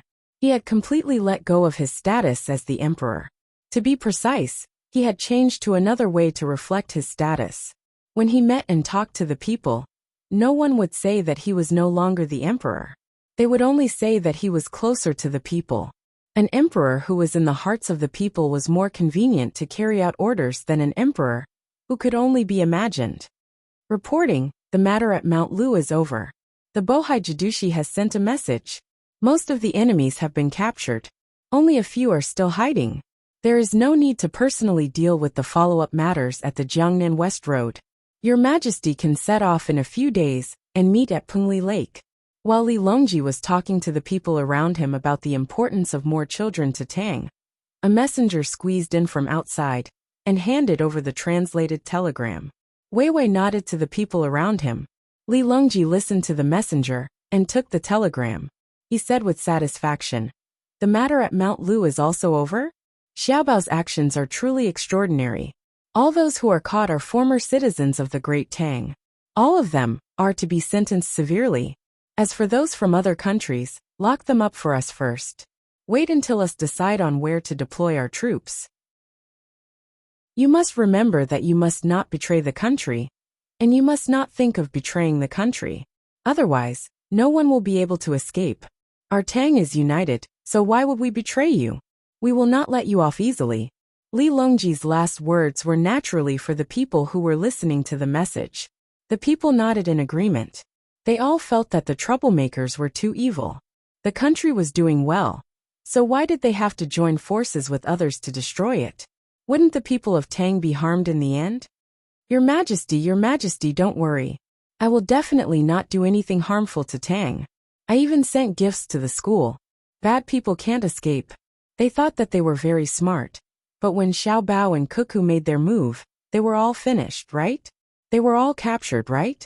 Not only did they fail to harm others, they also harmed themselves. As soon as Li Longji finished speaking, someone in the crowd shouted. Li Longji looked in the direction of the voice and saw Wei Wei smiling. The people who were shouting were the inner court members of the Zhang family and Wang family. Previously, they were hiding in the crowd to monitor others, but now, they were showing their faces to echo Li Longji's words. Since there was a leader, the other people did not know what was going on. They all shouted and made promises. The scene was chaotic. Your Majesty, it's time to go back. We have to set off immediately, and we can't delay. The railway is of utmost importance, Wang Ju said. Let's go, Li Longji said and nodded at the people around him. Then, he turned around and walked toward Wang Ju's mansion. Naturally, Madame Zhang and Madame Wang also went back with them. When they heard that the children had solved the problem, they were both happy and reluctant to leave. They still had to stay in Hangzhou until the children were born. They could not continue to follow Luzhou, although both of them missed the days when they lived in Luzhou. Little Bei's 4 children were born in Luzhou. At that time, they were forced by circumstances. It was also from then on that the first caesarean section was made in Tang dynasty. However, it was likely that they could no longer go to Luzhou. Otherwise, Wang Ju would be suspicious and think that they had left. They would be worried about giving birth to their children here. Sister, how good would it be if we could go to Luzhou and give birth to our children? Little Yuan and little Zhu were born there. Wang Wan's mother said to Zhang family regretfully as she stroked her belly. Zhang family also wished to go to Luzhou. If they could go there back then, why couldn't they go now? Since they could not travel by land, they could travel by water. There were no strong winds or waves, and the boats at home were more than enough. Wang Ju sighed regretfully and said, I'll ask Xiao Bao and see what Xiao Bao has to say. Chapter 1104. 10 days later, Li Longji and the others arrived at the entrance of Pengli Lake. Along the way, they saw several fleets returning to Bohai Sea and hot air balloons flying away. The matter was almost over. People from all over the world couldn't stay in one place forever, especially in Bohai Sea. This time Japan was involved. If the gunboats didn't go back, people would think that Tang wasn't angry with them, and things would get worse in the future. Apart from Gao Lisher, Empress Wang, Wu Huifei Pan and Wang Ju followed Li Longji. He wasn't an official in Hangzhou. He had skipped work and returned home. In the past, he had a good relationship with Li Longji. Now that the past was in the past, he naturally had to follow Li Longji. As for his official position, he wasn't in a hurry. He would arrange it when he returned to the capital.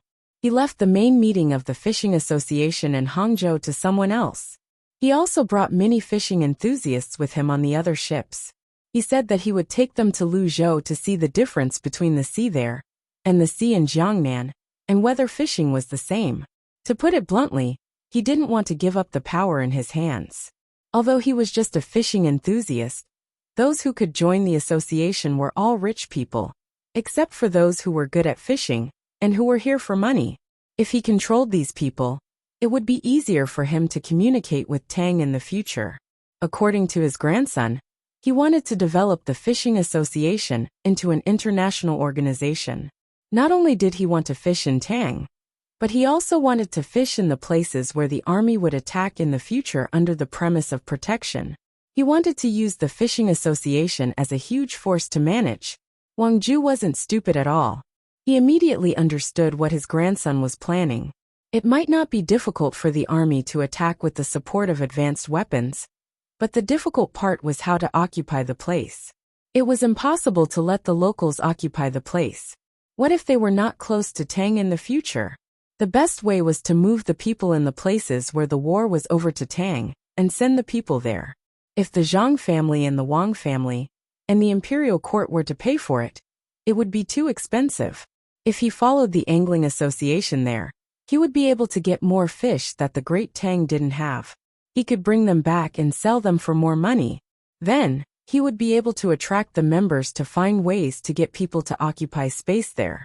At the same time, it could promote the construction of roads and increase the speed of travel, so that the colonization period would not be too long. If the great Tang in the past wanted to become independent, they would not be able to send soldiers over in a short amount of time, and they would have to switch back every few years. The future is still too far away. I don't know if I'll be able to see that day. Wang Ju sighed as she thought about the future. He was sitting with Li Longji on the highest floor of the ship, looking at the scenery. Li Longji heard what he said and asked, "What is it, Longji?" "Your Majesty, it is this subject who has thought about how, in the future, when the great Tang occupies more land, it will be easier for soldiers to deploy. However, it will be difficult for the common people to move about in the land that they occupy, and it will be inconvenient for them to manage the land. The regional commanders will also be in danger of not obeying orders. This is truly difficult." Wang Ju shook his head and continued to sigh. Li Longji and Wei Wei were taken aback. Then they laughed and said, "You worry too much, Your Majesty. This is not a difficult matter. It's just a matter of building roads. Once the roads are built, you'll understand. The train is very fast. In the future, wherever the roads are built, the great Tang can no longer send officials to punish them. That's not a punishment, it's a blessing." Gao Lisher smiled and said, "You're right, Your Majesty. Luzhou is the place where the officials are sent. Now the imperial court has stopped sending people to Luzhou. Once they are sent, the officials who are sent to Luzhou will take the ship directly to Luzhou. Their families are very happy, and they're waiting for the railway to be built. The land route will do as well. Yes, Luzhou is good. Xiao Bao and the others are capable. A place that no one was willing to go to was turned into a place like this by them. There's also Hangzhou. There used to be many fishing villages, and life wasn't easy.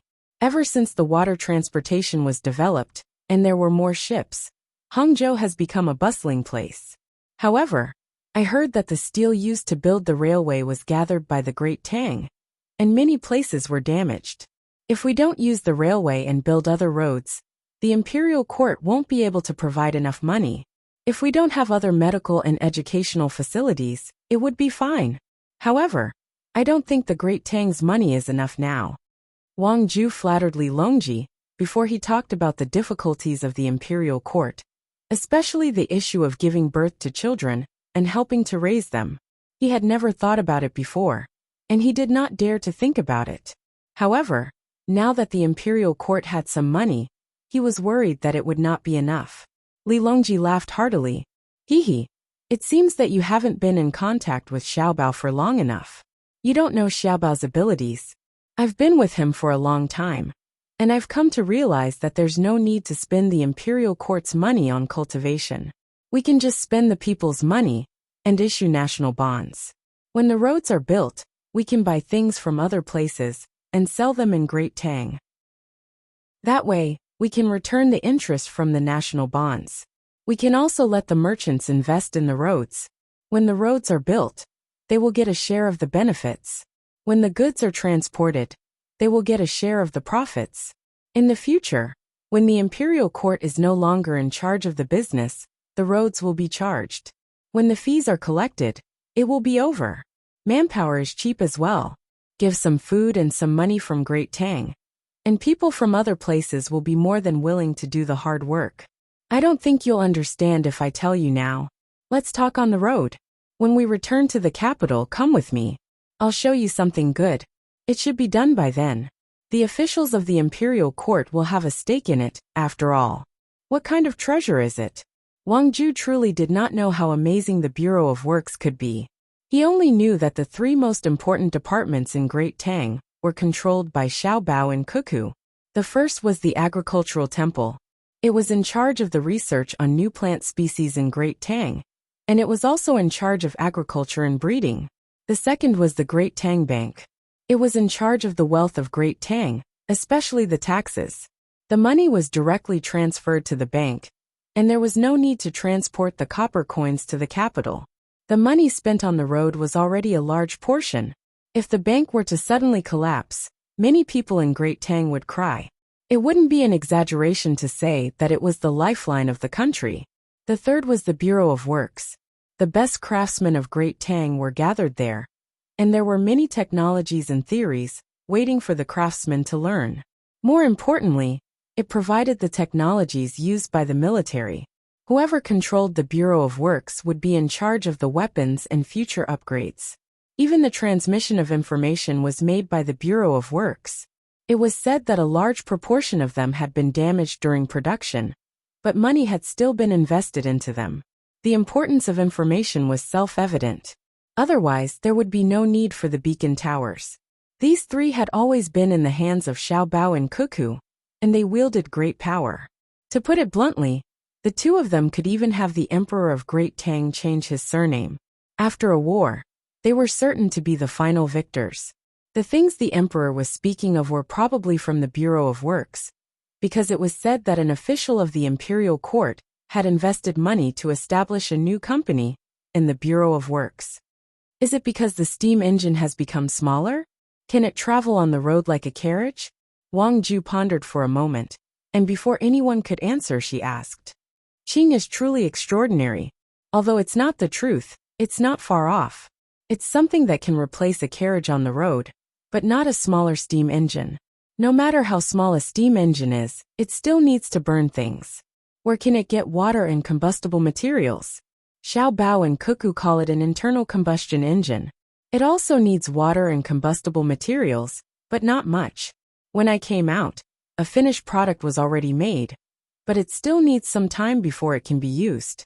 The finished product is prone to spoilage due to the lack of skill.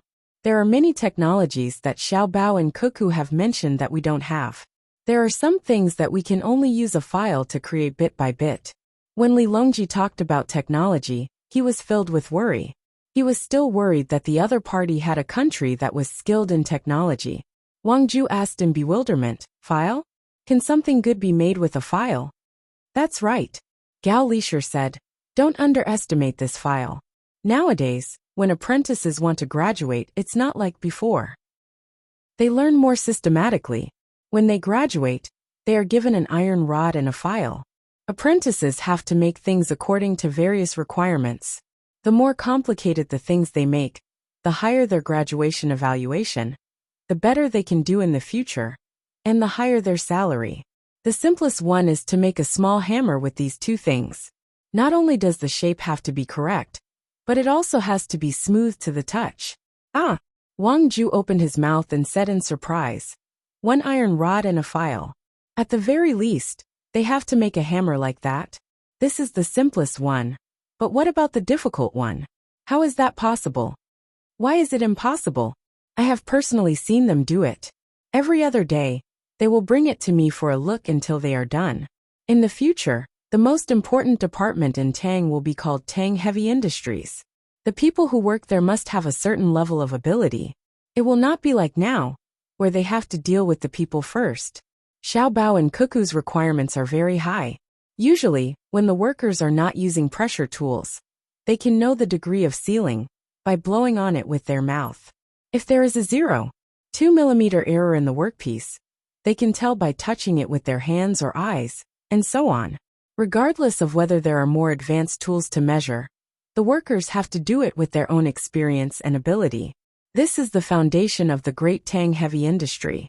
They said that in some places, the same parts can be assembled by different people, and the accuracy will be different even if they are given the same measuring tools. When Li Longji spoke, it was as if he was proud that the people in Great Tang's Ministry of Works could do it. On the other hand, Wang Ju was dumbfounded. How could the things that Xiao Bao and Cuckoo were talking about be possible?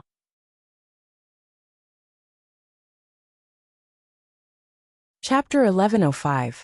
Your Majesty, it would be better to first discuss the matter of the common people of Xuanyang. In the last few days, this subject has racked his brains and finally thought of a plan that can compensate for the losses suffered by the common people of Xuanyang. This subject's brother and sister have taken great care of us, so the common people should be the most important. Hearing Li Longji ask about how to deal with the surrounding countries, Zhang Xiaobao frowned.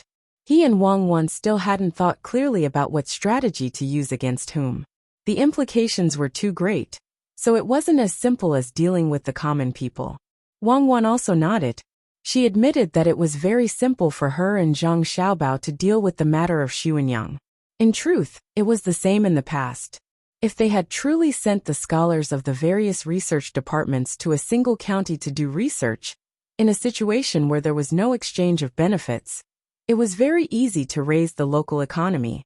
The reason they didn't do that, besides the exchange of benefits between the various powers, was that capable people would not want to go to a place to do small things. It was beneath their status. It was not as important as being a think tank, scheming with other colleagues, or dealing with the country's large environmental construction. Selfishness, it was that simple. At this time, she and Zhang Xiaobao did not need to exchange benefits with others. Even the officials of the imperial court, who represented their families or powers, could not pose a threat to the two of them. If anyone dared to cause trouble, they would be killed. How simple was that? Thus, calming down and inspecting the local economic structure and human resources was quite easy for them to come up with a good idea. Li Longji looked at Wang Wan. Seeing Wang Wan's pensive expression, he also raised his eyebrows and said, Xiaobao, foreign affairs are the most important. Don't complain to us. Dealing with a small place like Xuanyang requires you to put so much thought into it. If so, we will take back the authority in your hands to prevent you from overworking yourself. This year, in the east and west of Jiangnan, all the officials who have not been caught will be demoted by 1 rank. Those who have just taken office will be warned, deducted subsidies. We will not listen to their explanations. They will say that they have just taken office and are not familiar with the situation. What were they thinking before taking office? How did they write the plan for taking office? This year, all the newly promoted officials will be demoted by 2 ranks and have their salaries deducted for 2 years.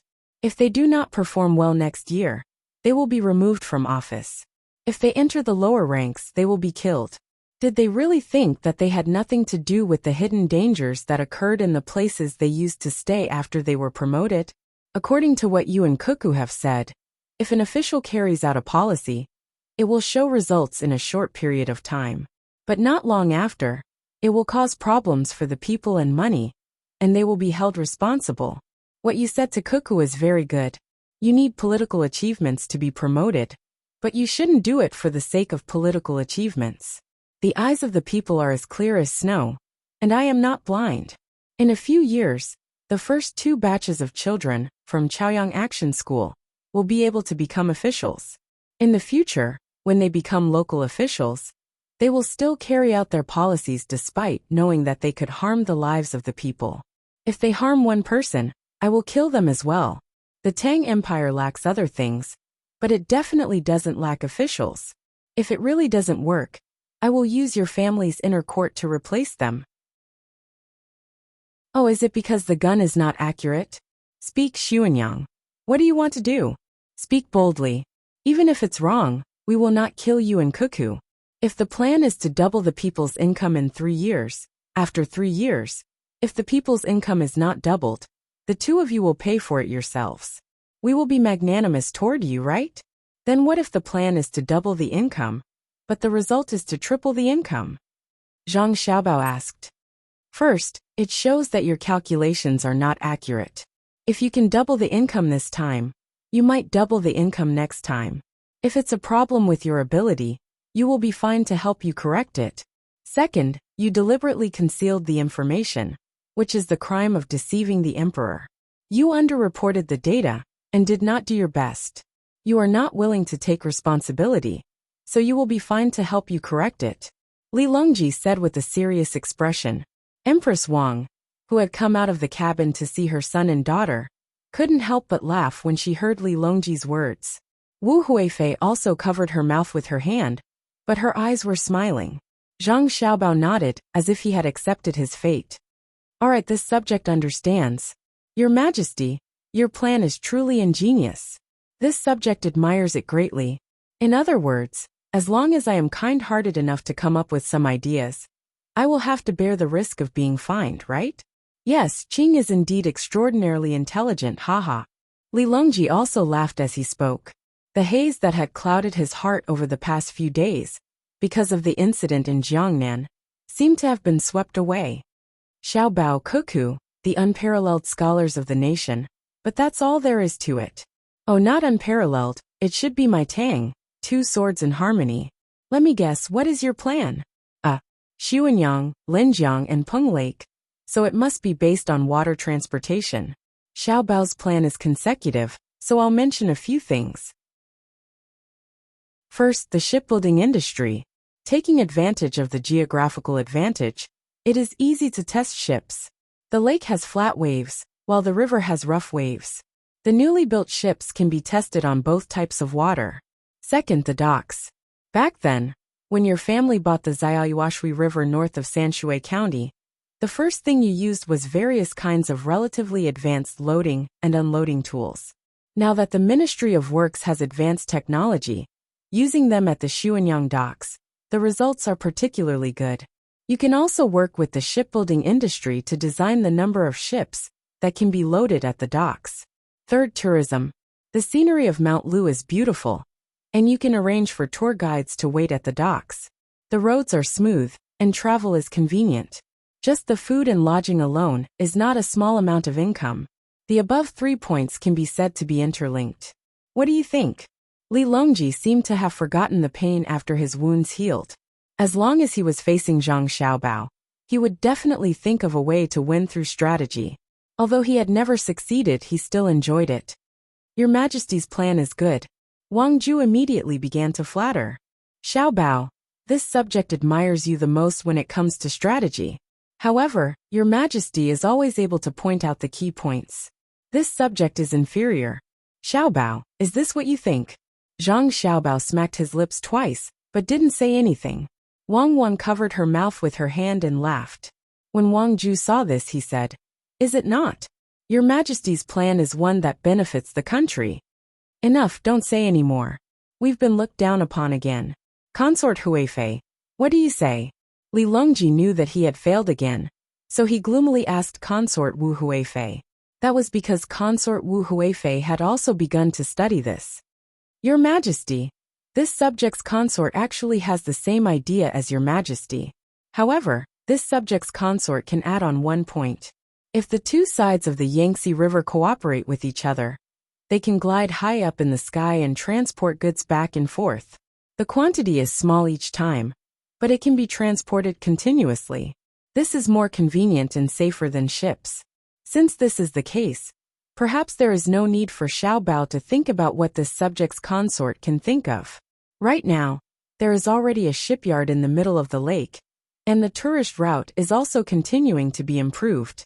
There is no need to talk about the docks.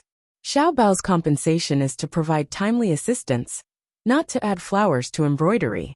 It is the local official's job to come up with a plan on top of what has already happened. It is not Xiaobao's wish. Consort Wu Huifei followed Li Longji's suggestion and brought up another point.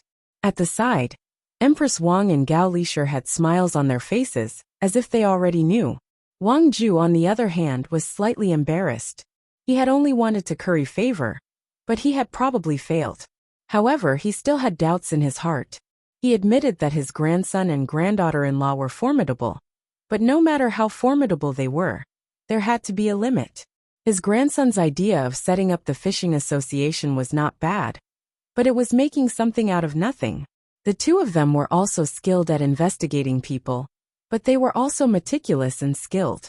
Right now they were talking about the livelihood of the people of Xuanyang. Xuanyang did not have long legs to run elsewhere. It had been there since ancient times. Other than the convenience of water transportation and the ability to build ships, what else could they have thought of? Fishing.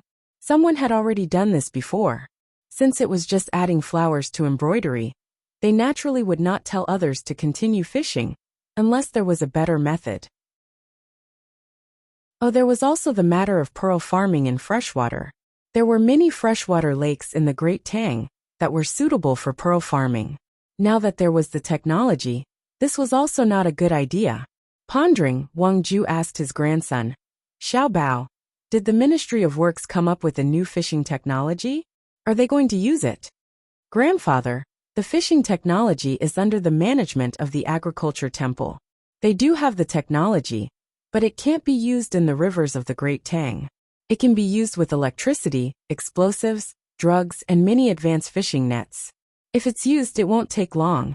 Within 5 years, there will be no fish left in the Great Tang. It's better to leave something for future generations. Not to mention rivers and lakes. Even the surrounding seas will be emptied if it's used. We have to catch fish, prawns, and crabs as fast as they are born. Lu Zhou's fishing efficiency is very high, and he has many fishing boats. However, he also has to set a fishing holiday. It's the same for the hawksbill turtles in the sea. If we seek temporary pleasure, we will be scolded by future generations. Zhang Xiaobao now cherished the things he saw that were already extinct at that time. One should leave a way out. There was no need to kill everything. It was not for others, but for one's own descendants. When Wang Ju saw his grandson's objection, he asked, "This won't do, that won't do. What other good ideas can you come up with?" "I don't believe it." "Grandfather, you're right. I don't have any good ideas. I just want to help the local people find some work and earn more money. I can't catch the fish too much, but I can raise them like pearls. The fish raised are easier to catch, and they grow faster. We can let the people near the lake raise them. We have the tools and technology now. It's not necessary to raise them in deep water. Shallow water is fine too. It's just that many people haven't thought of it." Zhang Xiaobao explained. Wang Ju looked enlightened. He said, "Are you asking the people in Xuanyang to raise them?" "That's right, but what about cereal schemes? Haven't you always used cereal schemes?" "Cereal schemes? Grandfather, it's all what other people said. I don't need that title. I just want to do something for the people. It doesn't matter if I'm cereal or not. I'm a person." "Enough, Xiaobao, I'll say it for you." Wang couldn't help but interject. Xiaobao isn't planning on having the people in Xuanyang raise things. He wants to set up a few processing factories in Xuanyang, separating the bones, skin, and meat of the fish and processing them. The resulting products can be used in industry and agriculture. At the same time, there's also a place to research and process cosmetics. Freshwater farming can have pearls, seaweed, fish oil, and so on. In addition, the oil from the animals of Mount Lu, like snakes, can also be processed into things that are good for the body. He can use these things to drive the local industrial chain. At the same time, he can also help the surrounding areas with industries that are lacking. Besides processing, he can also collect and manage the medicinal herbs on the surface of the water. Wang Ju was confused, but Li Longji was dumbfounded. It really was extraordinary. He asked, "Anything else?" "Of course. When did Xiaobao ever use cereal schemes?" Wang proudly said. Chapter 1106. Wang's pride came from the depths of her heart. Other people might have already assumed that Zhang Xiaobao should be like this, but she was well aware that Zhang Xiaobao had experienced far too many things, and his usual job was to figure out how to swindle others.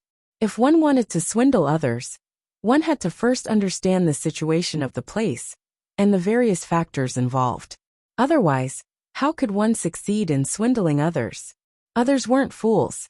It could be said that any swindler who could swindle an official, if they calmed down and earnestly did their work, would be able to achieve some success. It was just that they found the return period to be too long, and the investment too large. And even if Zhang Xiaobao didn't stand at the peak of this industry, he was still in existence at the very top of the organization that couldn't be ignored. In the past, he had done many bad things, and of course, he had also done many good things. But ever since he had followed her to the Great Tang, he had never used the methods he had in the past to target the common people of the Great Tang. This was a pride that belonged to her, and also a pride that belonged to both of them. On this journey, while she didn't dare say that everything she did was correct, she definitely had a clear conscience. While Wang Wan was in a state of pride, the others were anxious. Wang Ju had never imagined that his grandson would come up with such an idea. Feeling that it wasn't magnanimous enough, he impatiently asked, "Cuckoo, why is it a small workshop in the processing industry?" A small workshop in the processing industry? Wang Wan came to her senses and repeated the concept in bewilderment. Flabbergasted, she asked, "Grandfather, you think it's a small matter?" Naturally, Wang Ju nodded. The things that other people grow, the things they find in the mountains, the things they raise in the rivers and lakes. If you take them to do odd jobs, how much money can the common people of Xuanyang earn? How much money? Xiaobao's idea is to build a center around Xuanyang that gathers all the surrounding resources for precision processing and distribution. It will drive all the industrial chains in the Xuanyang area. Even if there's a stall selling yenten in Xuanyang, it will make a fortune in the future. For a moment, Wang Wan felt that she couldn't explain it clearly to Wang Ju. There were too many things involved, and it was difficult for Wang Ju to understand with just a few words. Not to mention fine processing. Even if she provided a supplementary ration, once it was done on a large scale, the economic benefits would be frightening. Moreover, Xuanyang's geographical location was blessed by the heavens. If he and Xiaobao had been born in Xuanyang, they would have developed even faster. How could that shabby Sanshui County compare to this place? But Wang Ju still couldn't understand how a simple processing industry could help the people of Xuanyang earn so much money.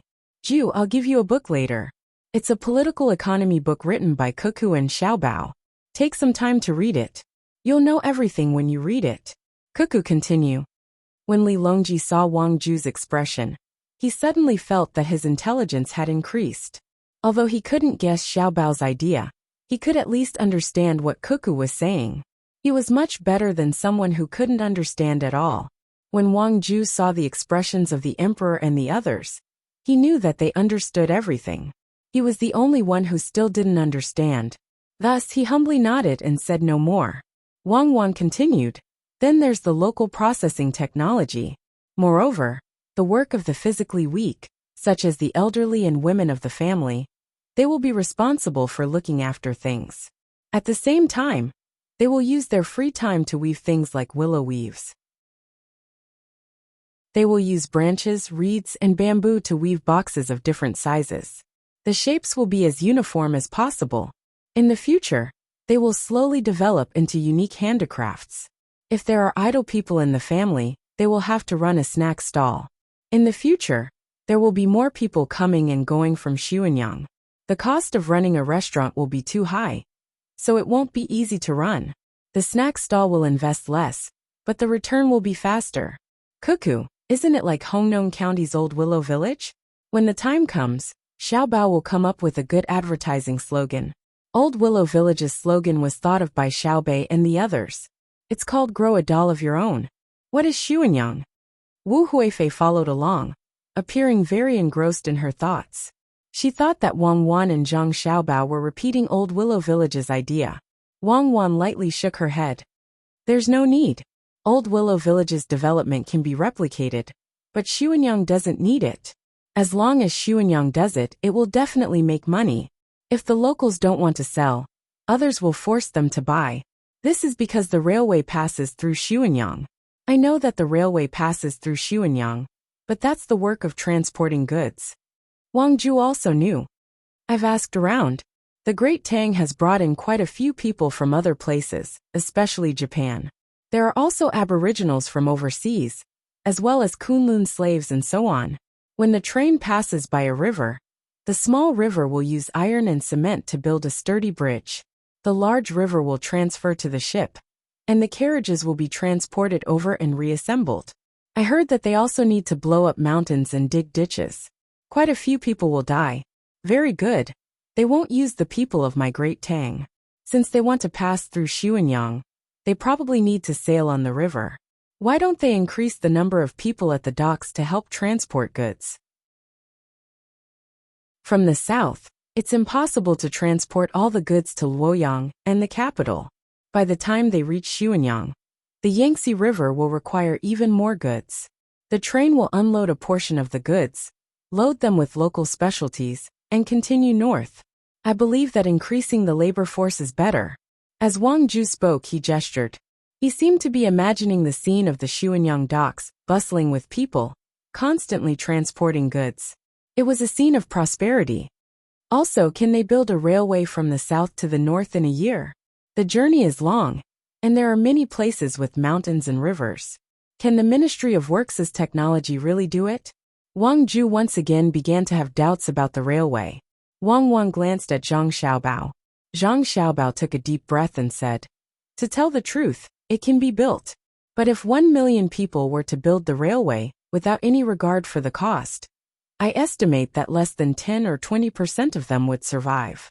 In special circumstances, they would even need to increase the number of people. The Ministry of Works' technology is far from enough. So what should we do? When we reach the small river, we build the bridge. When we reach the large river, we blow up the mountain. No matter how many people die, even if we have to use human lives to fill in the gaps, we still have to build the railway. When the railway is finished, it can be said that every inch of railway is an inch of blood. When the two wheels turn, they truly go against the harmony of the heavens, but so what? Cuckoo and I will take it on ourselves. We have never thought that our hands would be stained with blood. So what if we get stained with it again?" Zhang Xiaobao looked at Wang toward the end of his words. The two of them looked at each other and smiled. Their meaning was to let the history books scold them. They believed that the people of Great Tang would remember what happened. Whatever others say, let them say it. In any case, this was what they were going to do, and they could do whatever they wanted. Wang said with a smile, "Yes, this road will be built. Normally, it would take more than 2 years according to the rules of a certain time in another place. But we will definitely finish it in 1 year. When there are too many lice, we don't mind being bitten. And when there are too many resentful ghosts, we are not afraid of being entangled. Whoever dares to stop us, Xiaobao and I will destroy gods and demons." The words of the two of them made Li Longji and the others gasp. Even the emperor of a generation felt his liver tremble when he heard Zhang Xiaobao and Wang say that they would scam millions of people. It was even worse than Bai Qi. Suddenly, Li Longji thought of the rules that Wang said at a certain time. He asked, "Cuckoo, where and when were the rules?" "It's the place at that time." Wang gave an answer. She believed that Li Longji would understand. The railway that she and Zhang Xiaobao wanted to build was similar to the route in the past. Even with the technology at that time, it still took more than 2 years to build, not to mention the difficulty of building it now. However, the process of building it was different. At that time, people died because they were not careful. For example, when they were blowing up a mountain, if there was really danger, they would stop and use other methods to solve the problem. The two of them did not need to do that. If there was a dud during the explosion, they would continue to blow it up, and were not allowed to stop. Even if the dud suddenly went off just as they were passing by, they would throw the debris aside. The people behind them would still have to step in and hit the holes of the cannon. When opening up the road, there were too many rocks. Even if they had to carry them, they would have to clear the place. After all, the people who died were not from Great Tang. So what was there to be afraid of? As for other people dying, what could they do? They could even throw an atomic bomb. After they threw it, wouldn't the place where they were thrown be like a grandson hugging a thigh? This was how countries worked. If you were strong, you could slap the other party, and the other party would have to smile and ask you if your hand hurt. If you were a coward, Even if you didn't slap the other party would still slap you. You could never hope to treat the weak well when you were strong. Once you were weak, and the other party became strong, they would still treat you well. Li Longji didn't know that he had been tricked all this time. He thought that the two of them were talking about that country. That country had built such a long railway, and even with more advanced technology than Great Tang, it still took more than 2 years. His Great Tang had to be faster. It was no wonder Xiao Bao and Cuckoo were willing to use human lives to build the railway. Right? Even if their technology was inferior to others, they still had to have their own ability to do things. If that's the case, we will think of a way to find people to build the railway. However, if your clan is willing to fork out the money, we will give you other things. Who will be willing to use them? Li Longji hardened his confidence, but he was also worried that he didn't have enough money. He couldn't possibly return the money after the other party took out the money, so he could only offer other benefits. Your Majesty, we have enough money. We didn't spend any money on the ores used to smelt the steel. We used the name of the imperial court to mine the ores. And we also didn't need to spend any money on the coal and other materials. The only thing we need is the transportation fee.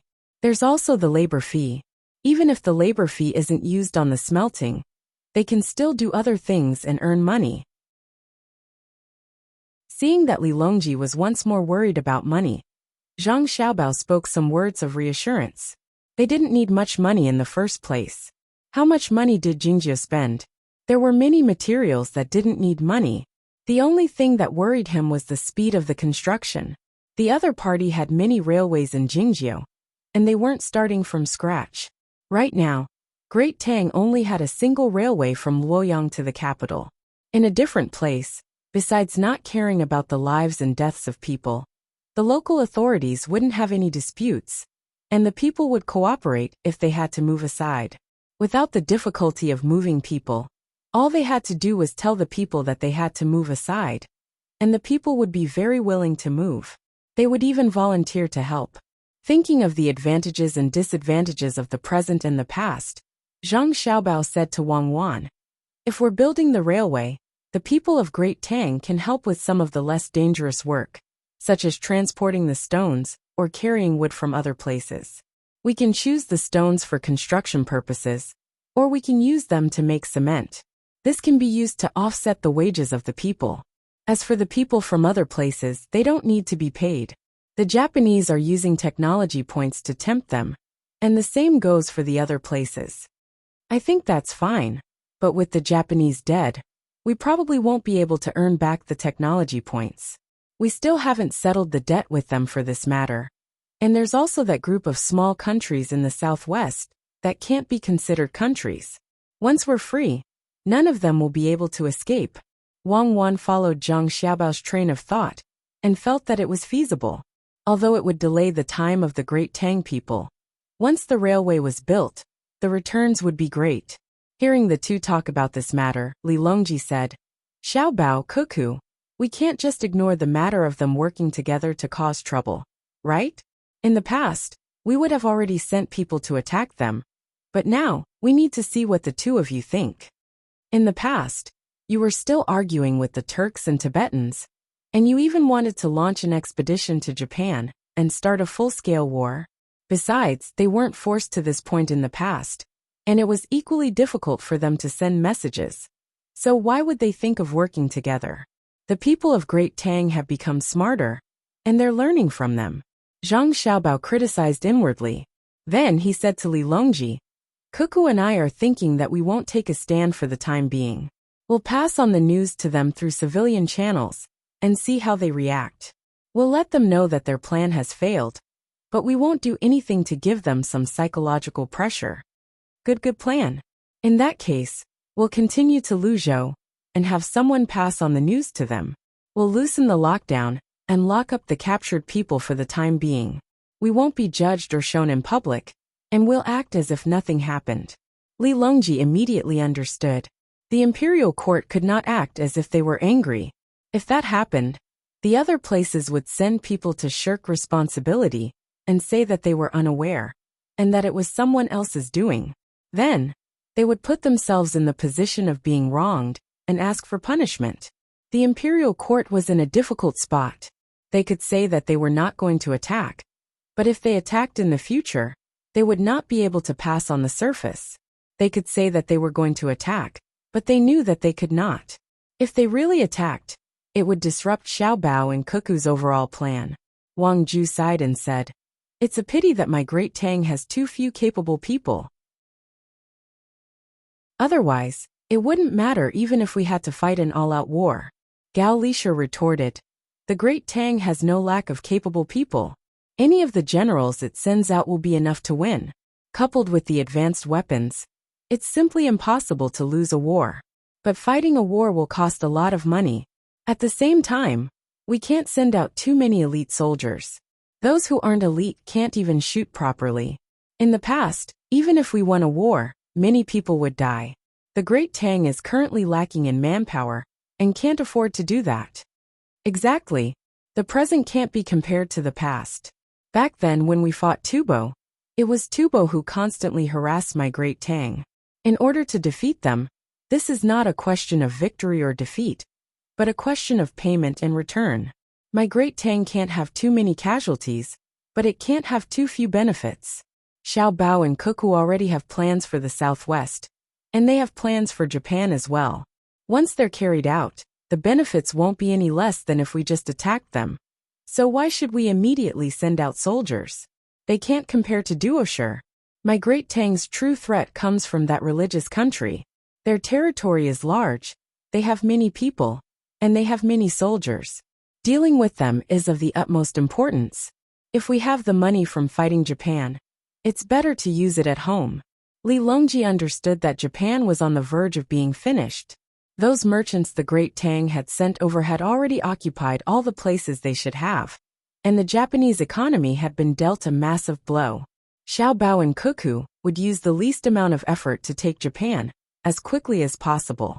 As for the small countries in the southwest, the Great Tang had not sent anyone to occupy them.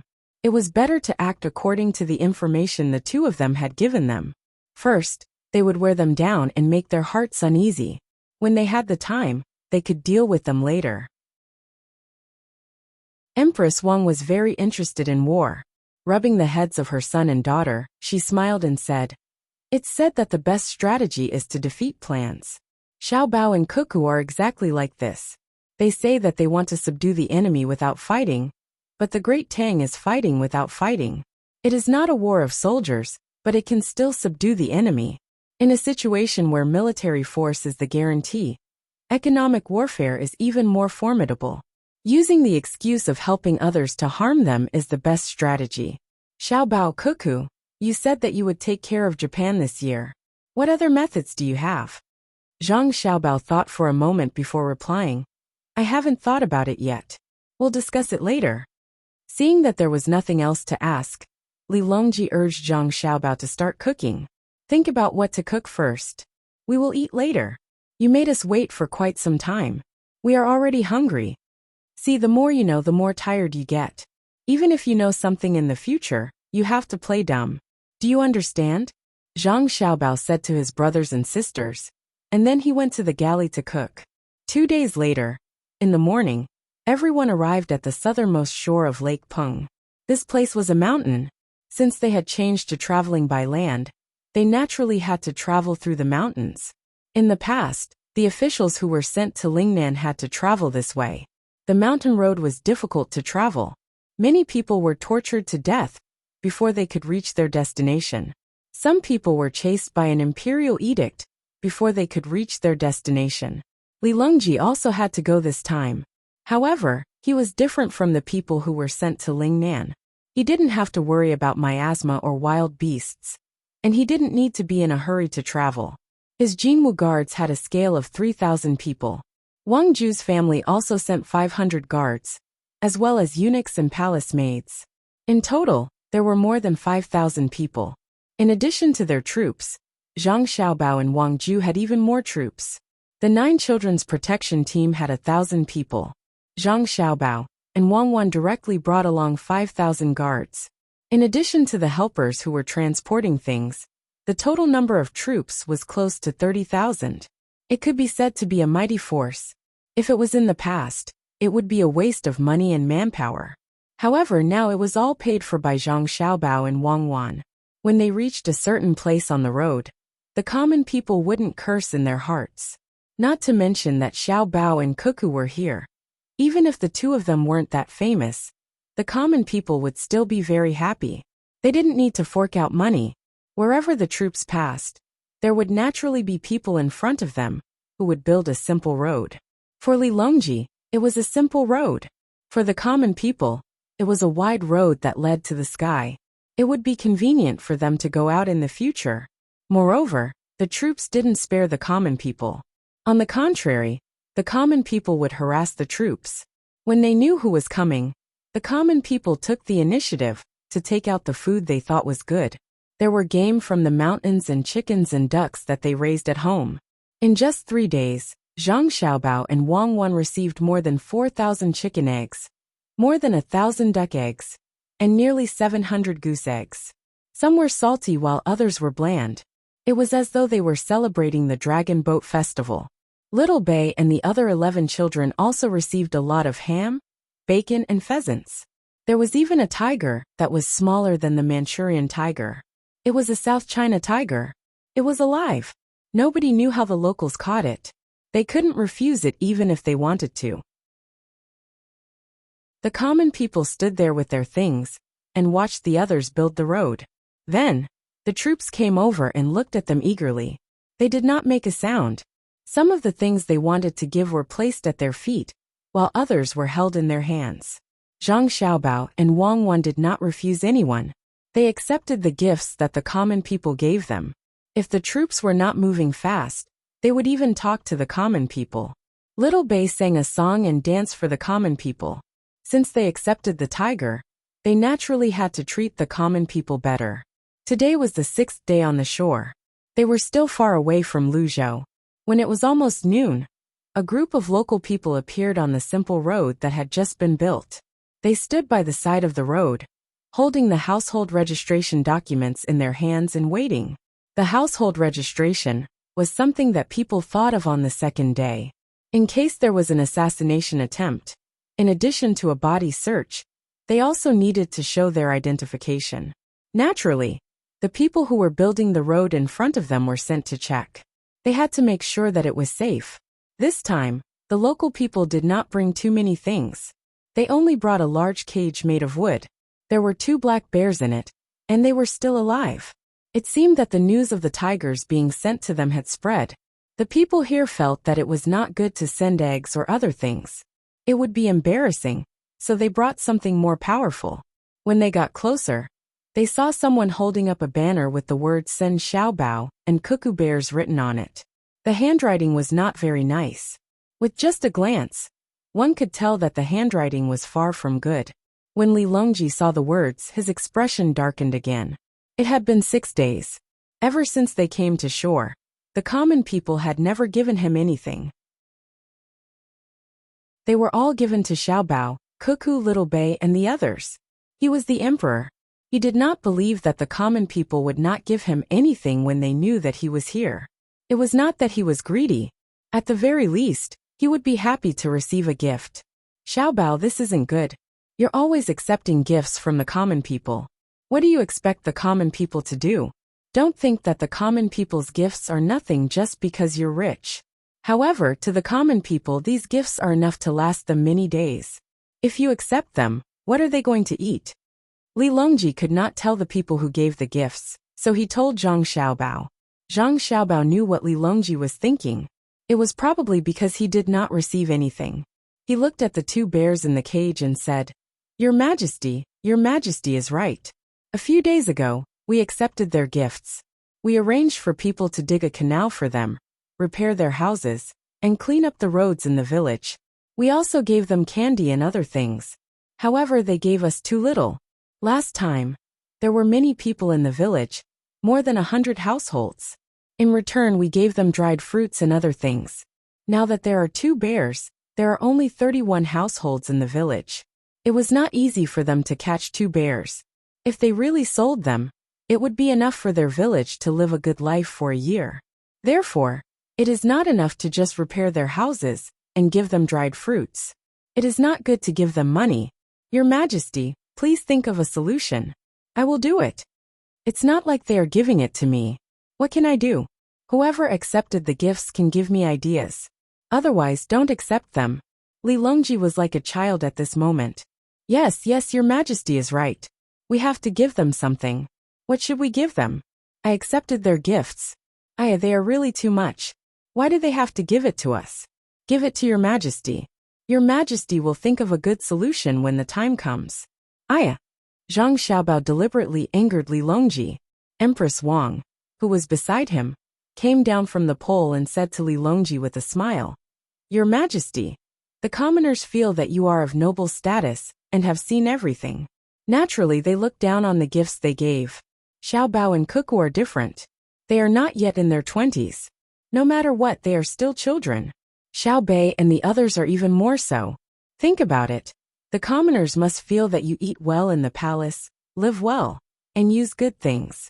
If they give you some eggs, they are looking down on your status. Can you be short of money? I am not short of money, but Xiaobao and the others are short of money? The commoners know that I am the emperor and eat and drink well. Do you think that Xiaobao and Cuckoo have reached the point where they do not have enough to eat? Do you believe it? If the commoners really think so, I will admit that the Zhang family and the Wang family are the poorest families in the Great Tang. They are so poor that they only have money left. Li Longji said angrily. He just could not understand why the commoners did not give him anything. Xiaobei hurriedly jumped over from the side and said to Li Longji, Uncle Emperor, I think it's because the commoners think that your status is too high, so they don't dare to give you anything. That's called tribute. Tribute is controlled by the local government, so how could the commoners dare to do so? If you don't believe me, just wait. I'll go and ask. After saying this, Xiaobei ran over. From a few feet away, she looked at the black bear in the cage and found a boy who was 2 or 3 years older than her. She asked, Did you write this? I am Zhang Xiaobai. The boy was very strong.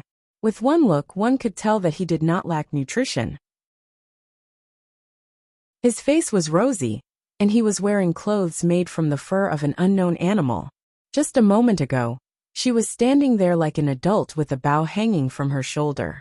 When she saw Xiaobei and heard Xiaobei's voice, she immediately became bashful. Her face turned even redder. She lowered her head and softly hummed in reply. The adult beside him was anxious. Xiaobei is talking to you. Can't you say a few words? This prodigal child could be considered the king of children in the surrounding villages. He was very capable and efficient, but now, he did not know how to speak. Xiaobei seemed to have seen this kind of thing many times, and did not care. She continued to talk to the boy. Your handwriting is very good. Uncle Emperor even praised you just now. He said that it would be better if you wrote a few words for him. Do you want to write? Say something, right? I will have someone bring you the 4 treasures of the study. If you don't write, I will go back. Right. The boy's face was flushed red. He finally squeezed out a word from the gaps of his teeth. Wait, I will go back and get it. Xiaobei turned around and ran away. She found someone and asked for something. She had someone bring a board over and grinded some ink for the boy to write. Li Longji also came over and looked at the words on the scroll. He nodded his head against his will to express his appreciation. In his heart, he was thinking that if his own child could write like this, he would have to beat them to death to vent his anger. Even Pan learning to write her own name with a pencil was better than this. It's good that he can write. It's not like he didn't know how to write in the past. I can't compare all children to the children taught by Xiaobao and Cuckoo. Li Longji thought to himself. The boy became even more nervous. His hand trembled as he held the brush. He looked at the paper and asked Xiaobei, Write, what should I write? Write whatever you want. In any case, this is for Uncle Emperor. Write whatever you think of His Majesty. Don't worry, Uncle Emperor is very kind. Xiaobei consoled. To her, there was nothing to be afraid of. The only thing she was worried about was the disappointed expression on her brother and sister's face. However, she had never seen her brother and sister disappointed in her before. Even if she did something wrong, her brother and sister would still be very happy. The boy took a deep breath and closed his eyes to calm himself down. Only then did he manage to control his trembling hand and write on the paper. The real emperor, live a long life and never die. There was 100 in front of the 10,000 character. But the boy had drawn a slash to indicate that the character he wrote wrongly didn't count. After he finished writing, the boy raised his head and looked at Li Longji worriedly before he even put down the brush. Li Longji was stunned. He had thought about many things, but he didn't expect the boy to write these few words. He thought that the boy would write something like, "The country will last forever." If it was Xiao Yuan who wrote it, he would probably write a magnificent essay. However, these few simple words left him speechless. This is the real emperor. It's not fake, right, Uncle Emperor? Xiao Bei said to Li Longji as she blew on the paper, trying to dry the ink. That's not what I meant. What I meant was I was thinking of a good emperor. I don't know about other emperors. I haven't seen the previous emperors, but the current one is good. The boy hurriedly explained. Good words. Reward. Li Longji personally picked up the paper and blew on it. After it was dry, he carefully rolled it up and stuffed it into his clothes. To him, eggs and tigers couldn't compare to a few words written by a child. The child didn't have time to prepare and wrote whatever came to his mind. To be able to obtain the approval of a child was the best gift. Someone immediately brought over a large pile of things and placed them in front of the boy. Li Longji also began to chat with the boy, asking about his family, his studies, and so on. Zhang Xiaobao watched from afar. He turned to Wang Wan and whispered, "Do you see that? This is true glory. It's more than 2 times better than the emperor of your time. Would the commoners care whether the emperor of your time died or not? You can find a random child and ask them what they want to say to the emperor. They definitely won't say that they hope that the emperor will never die. Aren't you with me? It's different. It's an imperial system now, and we weren't one back then. Otherwise, there would be people who care about us as well." Wang Wan glared at Zhang Xiaobao. "Don't lie to yourself. If the emperor of our time died, would there be anyone to send him off on the streets? Furthermore, it was an era where one's ashes didn't even dare to write their real names. Could it be that old Zhou was the emperor of an imperial country? Of course, it's not his fault. Everyone lives for their own ideals. Some people's ideals are just to reach the top, while others want to do something for the commoners. I feel that I'm more noble in comparison." Zhang Xiaobao curled his lips. At this moment, he truly felt that Li Longji was worthy of respect. "Then what do you mean by that?" Wang Wan asked. "What I mean is that we have to make little Li's life more comfortable in the future. If he wants to travel, we have to support him, let alone playing in the Great Tang. Even if he wants to go to South America, we have to find a way to satisfy him. We have to constantly use various methods to sing his praises. On the day he dies, we have to build a huge grave for him and write down the events of his life. For example, when he goes to a place and someone writes a piece of calligraphy for him and gives him 2 eggs. One is salty, the other is bland. This will make the future emperor feel pressured. Eggs aren't that delicious," Zhang Xiaobao said to Wang Wan sternly. However, his words were not serious. What did he mean by a huge grave? "I think you're just salty. South America? Do you want to take him to the moon for a spin and feel the temperature and environment there?" Wang Wan rolled her eyes at Zhang Xiaobao and said, "That's fine too. I want to go there too. I want to bring back 2 stones and sell them for a lot of money." While Zhang Xiaobao and Wang Wan were bickering, Li Longji had finished talking to the boy. He praised him a few more times and seemed very happy. He encouraged the boy to study hard, so that he could do more things after learning the skills. Turning his head, Li Longji waved at Zhang Xiaobao and called him over. With a teaching look he said, "Military Commander Zhang, you have accepted other people's things. You should at least show some appreciation. I've accepted it and rewarded it. What about you? Using you to be a good person?" Zhang Xiaobao muttered in his heart. However, on the surface he said respectfully, "Yes, Your Majesty, this subject understands. These 2 bears are very rare. This subject will definitely take good care of them. Right now this subject is penniless and only has a small portion of corn. I plan to make popcorn for Patrol Inspector Zhang. Why don't I take it out and make popcorn for them? Your Majesty, what do you think?" This subject is very comforted. Quickly go and get it. Li Longji ordered sternly. Yes, this subject will go and get it right away. Zhang Xiaobao went back to look for the corn. Your Majesty, we don't want any benefits. We are willing to give them to Xiaobao and Cuckoo. The boy's father said to Li Longji embarrassedly. He didn't care at all that the two of them were putting on a show. Who in Great Tang didn't know what was going on between the emperor, Xiaobao and Cuckoo. Therefore, he directly called Zhang Xiaobao and Cuckoo instead of military commander Zhang. It seemed too distant. Li Longji was depressed. He had put on a show for nothing. Seeing that the other party didn't seem to want it, he lowered his voice and said, How could Xiaobao give you popcorn? That thing is gone after you eat it. Xiaobao only said that he was giving you some corn seeds. You can find a place to plant them. When they mature, there will be more seeds. You can plant them yourself or sell them. They are very valuable. If Xiaobao really said that he was giving you some seeds, what would other people think? There are too few corn seeds in Great Tang. Many officials don't have any at home. If he said that he was giving popcorn, no one would say anything. Understand? When Li Longji was speaking, he didn't care about his identity as the emperor and winked at the other party. This person was stunned. Then, he nodded happily and said in a low voice, Understood. Xiaobao is really smart. Thank you, Your Majesty. There's no need to thank me. After all, I am very happy that you are giving me something. Li Longji's voice was very loud. When Zhang Xiaobao, who had returned with the seeds, heard this, he knew what Li Longji meant. He reckoned that in the future, there would be commoners who would start giving Li Longji things. Too stingy calculating with commoners.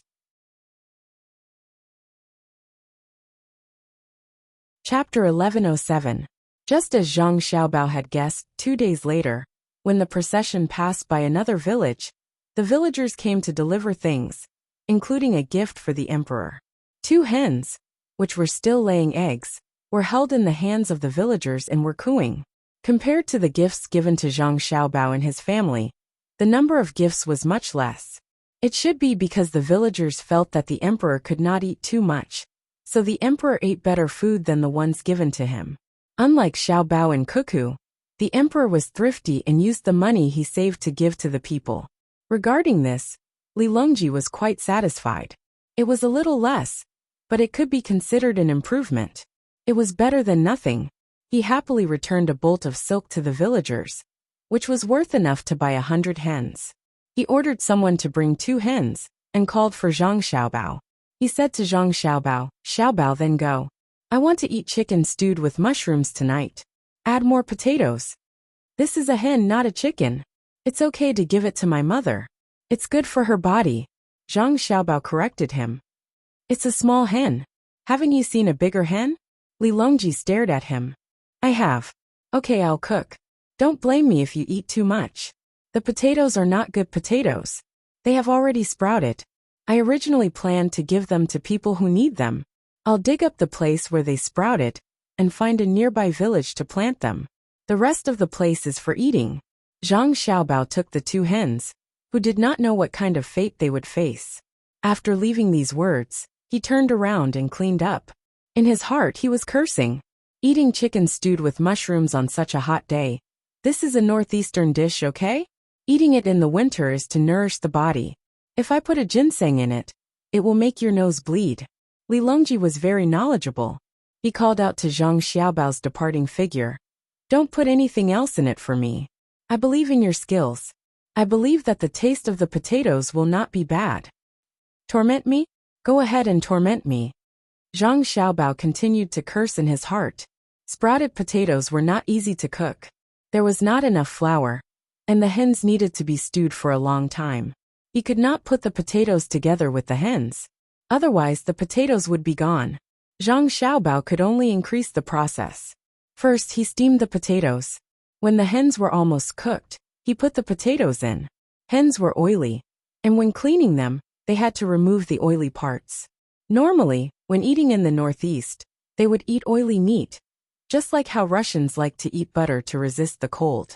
During dinner, Li Longji invited Empress Wang, Wu Huifei, and the 11 children to taste the fruits of his victory. When Xiaobei saw the stew, She looked at the cool clothes she was wearing. Her eyes widened, and she turned her head to look for her brother. What she meant was, "Brother, what are you trying to do? Eat his sister to death?" Pan-er and her brother smelled the strong aroma. It was so strong that they felt disgusted. They also tried their best to hide back. Their eyes were filled with fear. Fortunately, Zhang Xiaobao was well prepared. Other than a large pot of stewed chicken, the rest were cold plates. There were also wild vegetables that he asked people to dig up. He blanched them and dipped them in bean sauce to balance the chicken. When Li Longji saw the vegetables, he also found it difficult to swallow. After hesitating for a moment, he still picked up a piece of meat and said, "Eat, it's good food. Eat all of it." After eating a mouthful, he did not want to eat a second mouthful. It was already hot and stuffy, so eating big mouthfuls of meat was a test for people. After taking another bite of the potatoes, Li Longji saw that the other people did not touch the meat in their plates. He muttered to himself, "Usually the people here can't eat pine mushrooms, right? Why don't we share it with the people and send it over?" They did not eat much of the food in the pot. Moreover, not everyone reached out their chopsticks at the same time. They did not salivate, so it was reasonable for the emperor to give it to them. "Take it away and send it to the back. I'll cook 2 more dishes."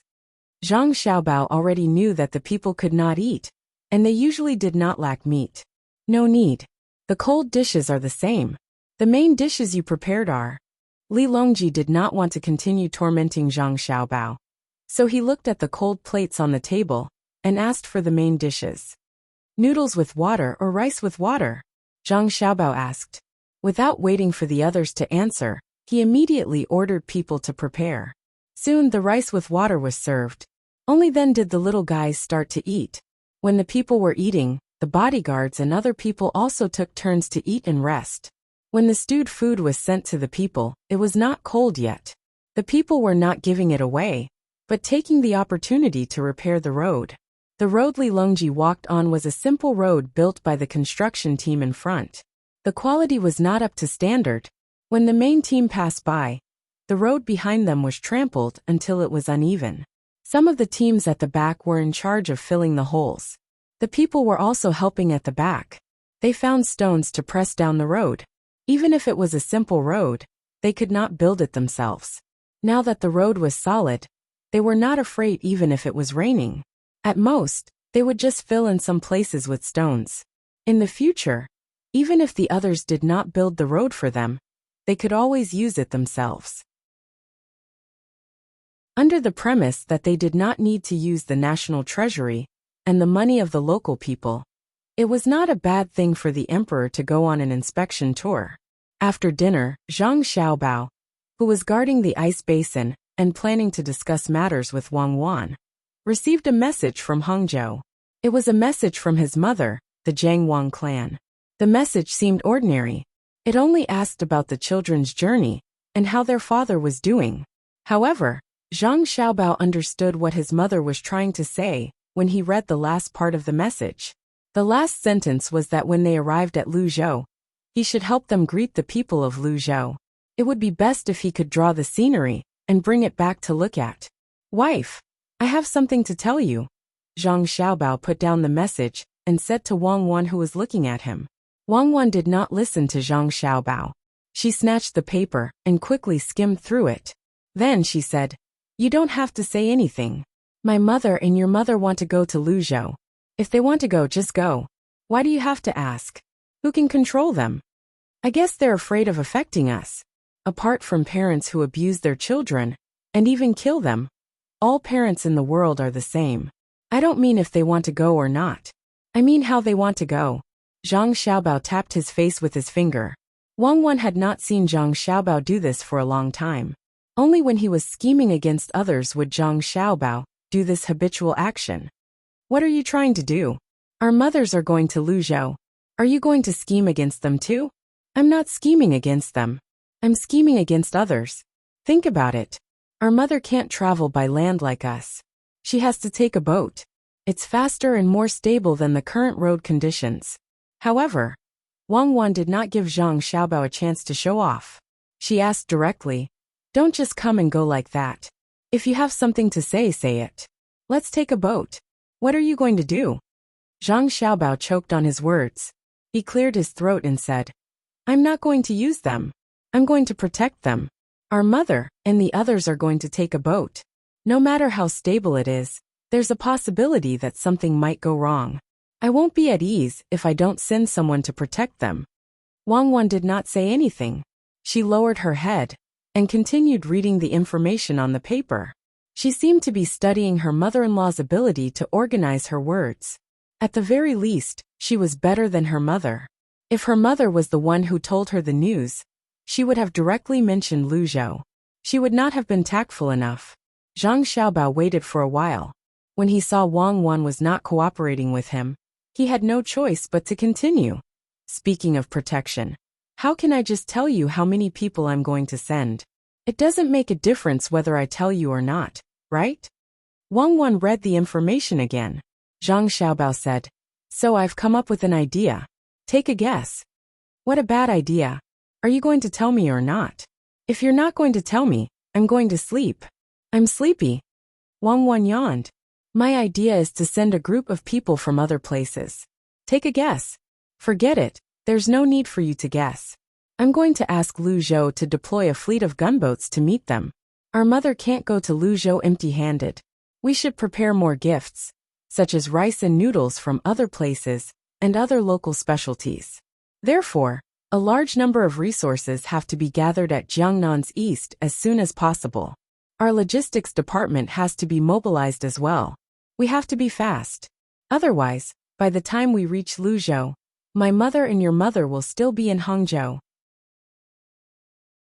We might as well not go there, right? When Zhang Xiaobao saw that Wang Wan did not have a tacit understanding with him, or rather, she knew him too well, he could only think of ways to attract her with his words. He wanted to show his cleverness in front of his wife. Wang Wan finally played along. She asked, Is there anything else? Yes. Zhang Xiaobao nodded happily. Lu Zhou. I think we need things from Jiangji Province, Lingnan Province, and Northern Hebei Province the most. It'll take too long to transport from the other two places. Northern Hebei Province is directly connected to the sea. What do you think of transporting things from there? Zhang Xiaobao acted as though he was concerned about Lu Zhou as he asked for his opinion. Wang Wan and Wei Wei smiled. All right. What do you think we can give them in the northeast? Ginseng? Mink fur? Willowgrass? Deer antler? Are you worried that Lu Zhou's people will be cold? The cold wind in summer is bone-chilling. Should we send them tonics? Why don't you make chicken stew with mushrooms for them? I'm sure they'll be very happy. Zhang Xiaobao was surprised. They'll be happy. After all, I made it myself. You said not to send them anything for the time being. There are hazelnuts and pine nuts in the northeast. We picked a lot of them last year. Although it's not the season yet, we can send people to pick them up. Maybe we'll be surprised. The local people are busy now, and it's not good to ask them to work. Let's send the army. The local army has been training. What do you think of transferring troops from Yu Province, in the southern part of Hebei Province? What do you think?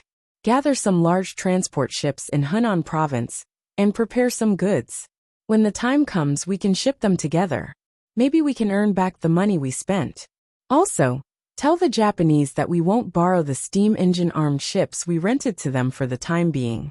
They can help protect the transport team at sea. What do you think? Wang Wan finally heard something wrong in Zhang Xiaobao's words. She asked in surprise, Do you really plan to do that? Do you want to transfer tens of thousands of soldiers from Tubo's army to Henan Province, which is Shandong Province, and say that it's a cross-regional joint training exercise?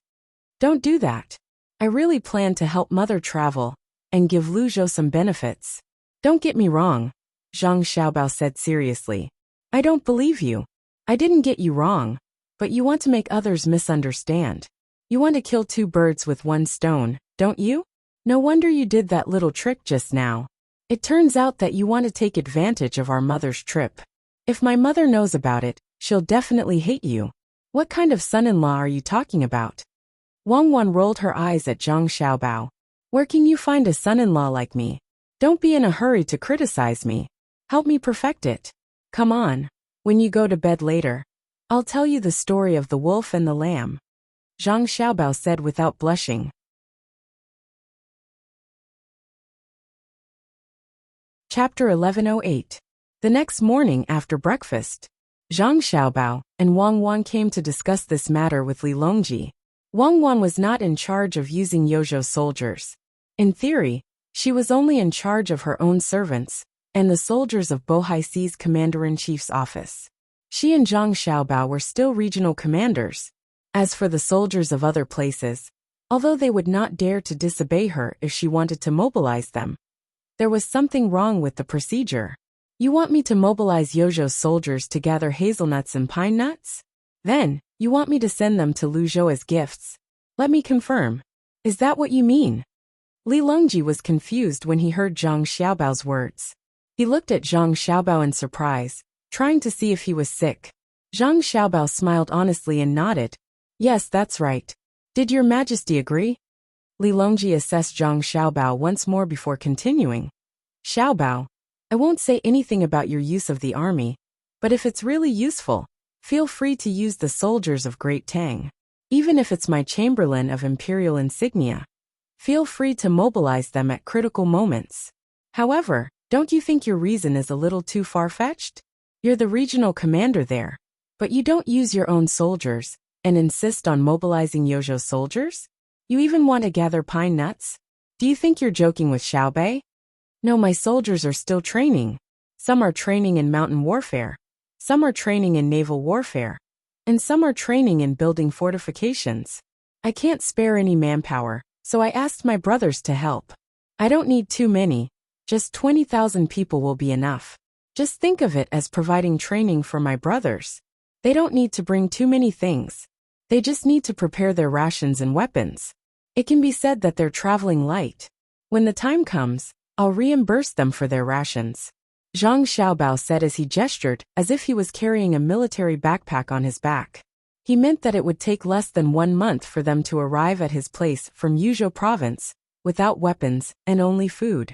Li Longji didn't immediately tell Zhang Xiaobao whether he agreed or not. Instead, he looked at Wang Wan, who was sitting beside Zhang Xiaobao. He saw Wang Wan sitting there like a soldier. But why did he look like he was trying not to laugh? Li Longji gently rubbed his temples to make sure that he wasn't hallucinating. Only then did he look at Wang Ju, who had also finished her meal, and came over to chat. Ju, do you know about pine nuts and hazelnuts? I know. The Bohai Commander-in-Chief's mansion in the north of Hebei province has good pine nuts. After last autumn, before the new year, Xiaobao's family sent me a lot of pine nuts. I remember that there was a carriage with 2 horses. My family members and maids were tired of eating them. My tongue hurt after eating too much. Wang Ju recalled for a while and revealed a satisfied expression when talking about last year. Although they weren't as close as now, the Zhang family didn't lack etiquette. Moreover, not everyone could eat pine nuts in the north of Hebei province. Before her grandson went there, she only got a little bit each year as a tribute. It was not that the yield was low, but that the imperial court used to have poor control over that area. It was full of tribes and tribes. Besides, the road was difficult, and there were many wild animals. Therefore, she couldn't get more pine nuts. Now, there were not many mountain goods and pine nuts coming out of that area each year, which were almost sky-high in price. Thinking about it, a satisfied smile appeared on Wang Ju's face. Li Longji gently shook his head again as he looked at Wang Ju and asked, do you know why pine nuts and hazelnuts have been less since spring? Ah, less. Oh, they're only harvested in autumn. Don't you know, Your Majesty? Wang Ju seemed to have thought of something, but she did not say it out loud. I'm smarter than you. They're only harvested in autumn. What's the point of sending soldiers there now?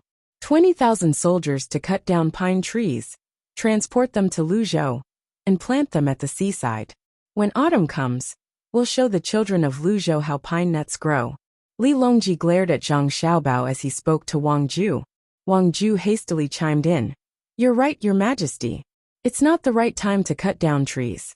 Even if we cut them down and plant them at the seaside, I don't think they'll fit in with the local customs. Think about it, Your Majesty. There are coconuts, the coffee that Cuckoo used to plant and kapok there. If we plant a bunch of pine trees at the seaside, people will be puzzled and confused. Moreover, it's hot there, and there's a lot of oil on the pine trees. The oil will keep flowing down, right? Have you become stupid as well? Li Longji said as he looked at Wang Ju. Then he was amused. Perhaps he was angered. You're saying the same thing when I'm talking about pine trees? Can the pine trees survive there? What I'm asking is, if the season isn't right, why are they harvesting pine nuts? They're even mobilizing soldiers from Yuzhou. Are they rebelling? Tell me, are you and Cuckoo rebelling? Li Longji asked Zhang Xiaobao again. Zhang Xiaobao shook his head solemnly. No, we're not rebelling. Your Majesty, you don't know this. Although the season isn't right now, there are pine nuts on the ground that weren't eaten by the squirrels last year. If we go there and pick them up, we can still eat them. Oh! Li Longji stared at Zhang Xiaobao and pretended to be enlightened. He chuckled and said, Good, it's good that you're not rebelling. Go ahead, I agree. You'll be in charge of the money for the provisions. Let them pick up more pine nuts. I'll also taste the pine nuts that fall on the ground. Thank you, Your Majesty. This subject estimates that the taste is not much different from the ones that didn't fall from the trees. Even if they're contaminated with the earth's air, we might be able to pick 1,000-year-old ginseng and send it to Your Majesty. Zhang Xiaobao replied with a smile. Okay, we will wait. 20,000 people. We'll just treat it as training. Let's set out. We have to travel a bit more today. Based on the census distribution of the Great Tang, it will be 2 days before we see any signs of human habitation. The earlier we see people, the earlier we can ask about the local situation. Li Longji narrowed his eyes and spoke as if he really supported the idea of picking up pine nuts. Wang Ju was confused. Why were the emperor and his subjects speaking like this? One found a very lame excuse, while the other supported the idea despite knowing that it was wrong. Were they both sick? Either they were sick or they were sick. If they were sick enough to need an injection, they would need an intravenous drip. Otherwise, they might see some celestial being crashing down from the sky. Anything was possible. With Li Longji's order to go, the entire group began to slowly move, and then they began to pick up speed. Li Longji sat on the pole, a leisurely expression on his face. It was as if he was no longer worried about the complaints of the Yuzhou soldiers. Other than Zhang Xiaobao and Wang Wan, the others were also carried away. Without the common people, they wouldn't get down and walk. After walking for an hour, Empress Wang heard someone mention this matter. She called Zhang Xiaobao and Wang Wan over and asked them to walk beside her. She turned around and asked, Xiaobao, what are you and Cuckoo playing at? You're actually mobilizing soldiers for no reason. Although this isn't the era of feudal vassals, you can't let the Yuzhou soldiers think that you're playing with fire beacons. Morale is important, so you should at least tell them what you're planning. Before Zhang Xiaobao could reply, Li Longji said, There's no need to ask. If they want to play with the feudal vassals, then let them. Let alone mobilizing 20,000 soldiers. Even if they ordered the entire Great Tang's beacon towers to be lit, we would still agree. What's the big deal about picking up pine nuts? Even if they transferred the soldiers of Gongji province to Lingnan province and asked them to build snowmen, we wouldn't refuse. What's there to be afraid of? As Li Longji spoke, he even raised his chin at Zhang Xiaobao, clearly implying that if I don't ask you, you think I'll be curious. I'll just take your words for real. Zhang Xiaobao raised his thumb to show that you're awesome, and Li Longji raised his chin even higher. Seeing the appearance of the two, Empress Wang shook her head helplessly. Then, she turned to Wang Wan and said, Cuckoo, tell your mother what's going on. She was Wang Wan's adoptive mother, but she had never mentioned the word "e." Wang Wan smiled and replied, It's nothing much. We're just letting them wander around. There are a few places in the mountains where there are many wild beasts, and it wasn't easy for a small group of people to gather there. A few days ago, we asked our local troops to clean up the wild beasts so that they could live a peaceful life. After our troops went there, we drove away and cleaned up a portion of the wild beasts, but to us, it wasn't very useful. It was better to train the troops and waste time. Yuzhou is relatively close to our area, and it's also very important. The local soldiers there have already lost a lot of killing. Since we can't use people to train the troops, we'll have them go further north. One is to help the local soldiers hunt wild beasts, and the other is to train their physical strength. At the same time, they can find problems during the march and correct them in time. After Xiao Bao and I set out, there might be some empty areas in our army, and the troops in the various regions will have to enter a state of combat readiness. Wang Wan didn't say anything about picking pine nuts, unless it was to deceive people who didn't have common sense. This was something that she had considered when she helped Zhang Xiaobao fill in the blanks last night. She wanted to make use of this opportunity to mobilize the soldiers of Great Tang and try to familiarize them with the surroundings. In the future, if the two of them were to go out and someone wanted to cause trouble, they would be able to send soldiers from the vicinity. The more familiar the nearby soldiers were with the surroundings, the more advantageous it would be for the battle. Empress Wang nodded. Although she still had doubts in her heart, she didn't ask anymore. Instead, she signaled for Wang Wan to sit on the pole she was sitting on. Wang Wan looked at the person who lifted the pole and shook her head. Then, she walked nearby and talked about other things. Zhang Xiaobao still had things to do, and he didn't want to listen to his wife and Empress Wang talk about clothes. Thus, he walked to Li Longji's side and followed them. He also had a pole to sit on, but he had never sat on one before. It was tiring to be carried by others, but he didn't need to. His walking speed wasn't fast either, so he took it as a form of training. Walking beside Li Longji, Zhang Xiaobao didn't idle around. Occasionally, he would see some plants by the side of the road, and he would run over to dig them up or pluck them. Then, he would return to Li Longji's side and introduce the characteristics and uses of those plants to him. He even caught a hedgehog and explained the differences between the hedgehogs here and those in the capital to Li Longji. Then, he got someone to give it to his younger brothers and sisters, who were sleeping on the poles after eating. He spoke for a full 2 hours, and there wasn't a single repetition. It was as though Zhang Xiaobao could continue talking for several days and nights. Li Longji was worried about the purpose of Zhang Xiaobao and Wang Wan's mobilization of troops, but he endured it and listened to Zhang Xiaobao's incessant explanation. He also put on a curious expression and cooperated. He really didn't know much about the things that they passed by. He only knew a little about the things that could be used as tributes. Are you thirsty? Do you need me to send people to Tubo to get you some snow water from the snowy mountains? You can use it to make tea. I can transfer 50,000 people over to help you deliver the tea. What do you think? Li Longji listened to Zhang Xiaobao's incessant explanation and pointed to the northwest as he joked.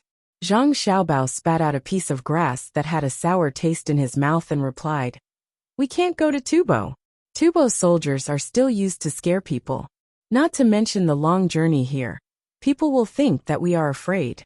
Since Your Majesty mentioned the mobilization of troops, I have an idea. There are oranges in Shannon East Circuit that were plucked last autumn. They've been preserved using a special method, and they haven't gone bad even now. Why don't we transport more and send them to Huainan East Circuit? We'll send about 10,000 soldiers there. When the time comes, we'll send them to Luzhou as well." "Luzhou doesn't have oranges? Can't we just transport them from Huainan East Circuit? Luzhou doesn't lack fruits. 10,000 soldiers? Send oranges? All right, I agree." Li Longji asked a few more times, but he did not say anything else. He nodded and agreed. He was letting Zhang Xiaobao do whatever he wanted. After all, Zhang Xiaobao would not rebel. Zhang Xiaobao was still finding excuses for himself. He said, "Oranges from different places taste different. For example, the oranges from Hunan Circuit are sweet, and the oranges from Jiangnan East Circuit are sweet. Isn't that obvious?" I've learned something new.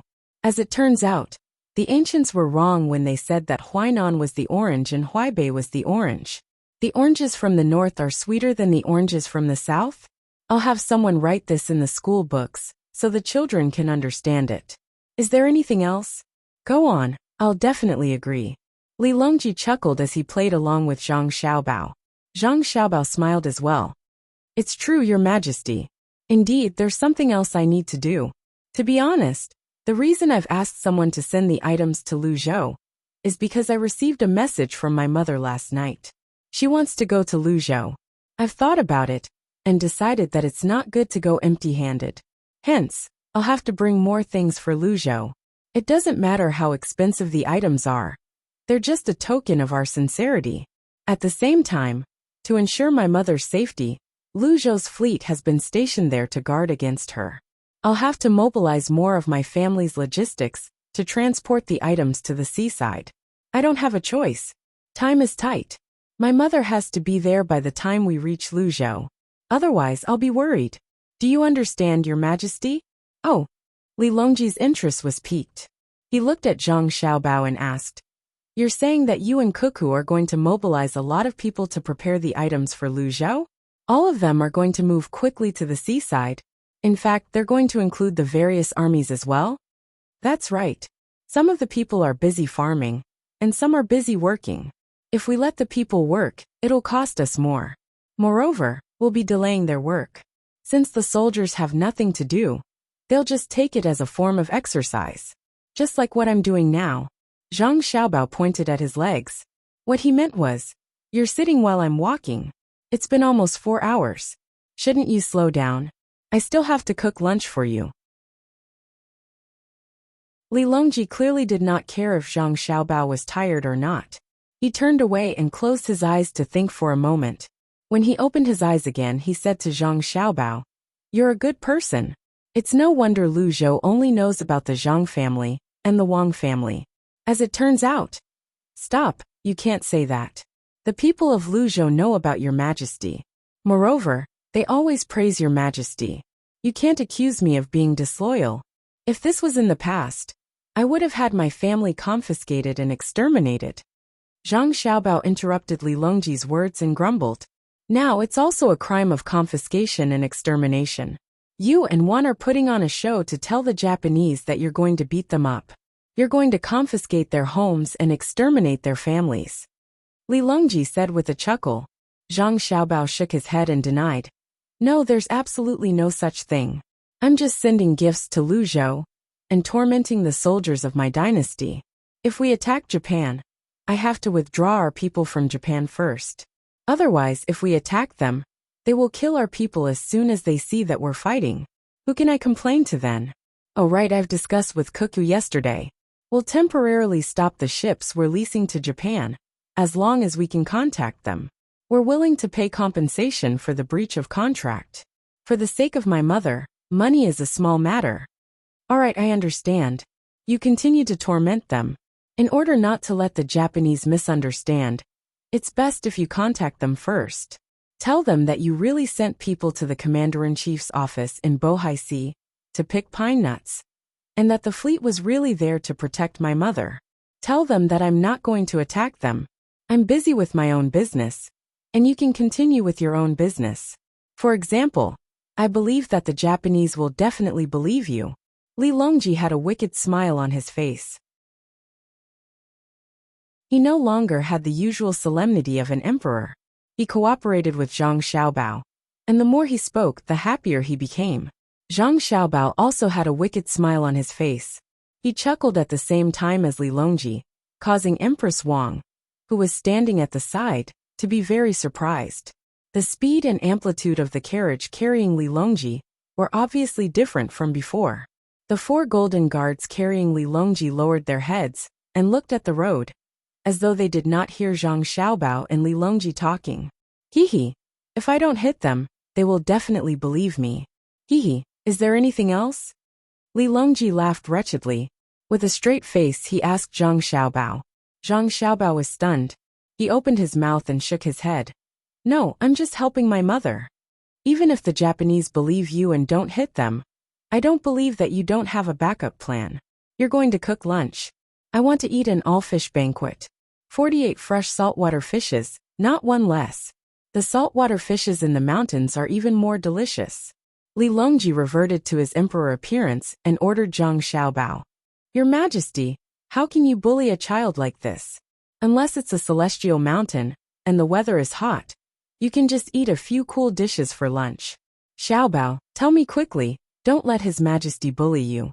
Empress Wang advised when she heard Li Longji's voice. Why don't we send someone to buy saltwater fishes there? Apart from the saltwater fishes, the local specialties are quite good as well. We'll ship them back and leave them in Lu Zhou's hands. When we return to the capital, we'll ship them to the capital and sell them there. We've spent a lot of money on this trip. If we can make up for it, it's better than nothing.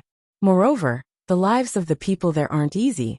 Send a report and ask Lu Zhou to send someone to discuss the construction of a smelting factory there. We'll help them if we can. Zhang Xiaobao pointed in the southwest direction as he spoke to Empress Wang. In truth, he was speaking to Li Longji. Li Longji nodded in satisfaction and said, I'm relieved to hear Xiaobao's words. Our neighbor is in trouble, and we can't not help it. I agree. I won't eat saltwater fishes for lunch. Is there anything else? Yes, there's nothing else, Zhang Xiaobao replied. Nothing else? If there's nothing else, I want to eat the specialties of the southwest for lunch. There are 48 dishes. I want to eat them. Li Longji suppressed his laughter and said to Zhang Xiaobao, Your Majesty, you have to be reasonable. You can't do this. Zhang Xiaobao was happy to tease Li Longji as well. Reasonable? Have you ever seen an emperor being reasonable? As the saying goes, if the emperor wants his subject to die, the subject has no choice but to die. How can there be such a saying? Li Longji said. Wei Wei swayed her body. She looked as though she was saying, What can you do about it? As the saying goes? Is that a saying? Zhang Xiaobao inwardly criticized Li Longji for being uncultured. Then he said, Your Majesty, if you want to eat the specialties of the Southwest, it's simple. When we're helping them, we'll buy them from the Japanese. The Japanese have boats that go out to sea to catch fish in the Southwest. We'll buy them back while we're at it. The sea route isn't too far away.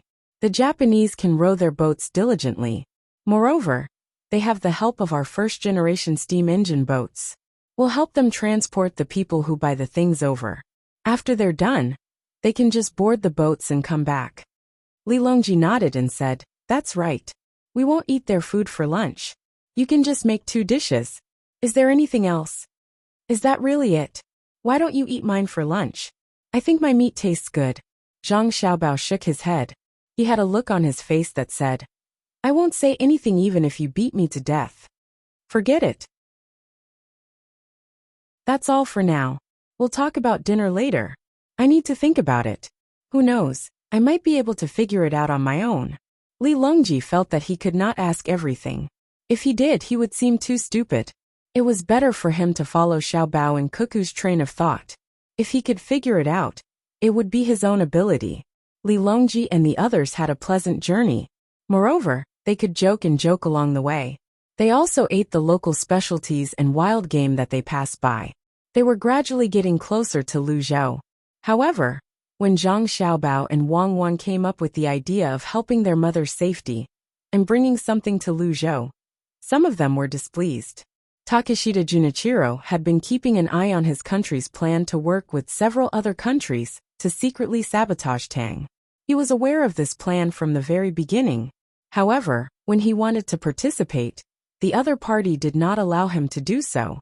They said that he had always failed and had never succeeded in scheming against Tang. When the dissatisfied Takeshita Junichiro found out about this plan, he suddenly had a strange thought. Without him, the plan would fail in the end. Moreover, everyone involved in the plan would not be able to escape. All of them would be captured. Sometimes he would even dream of everyone being captured. Occasionally, he would wake up with a start.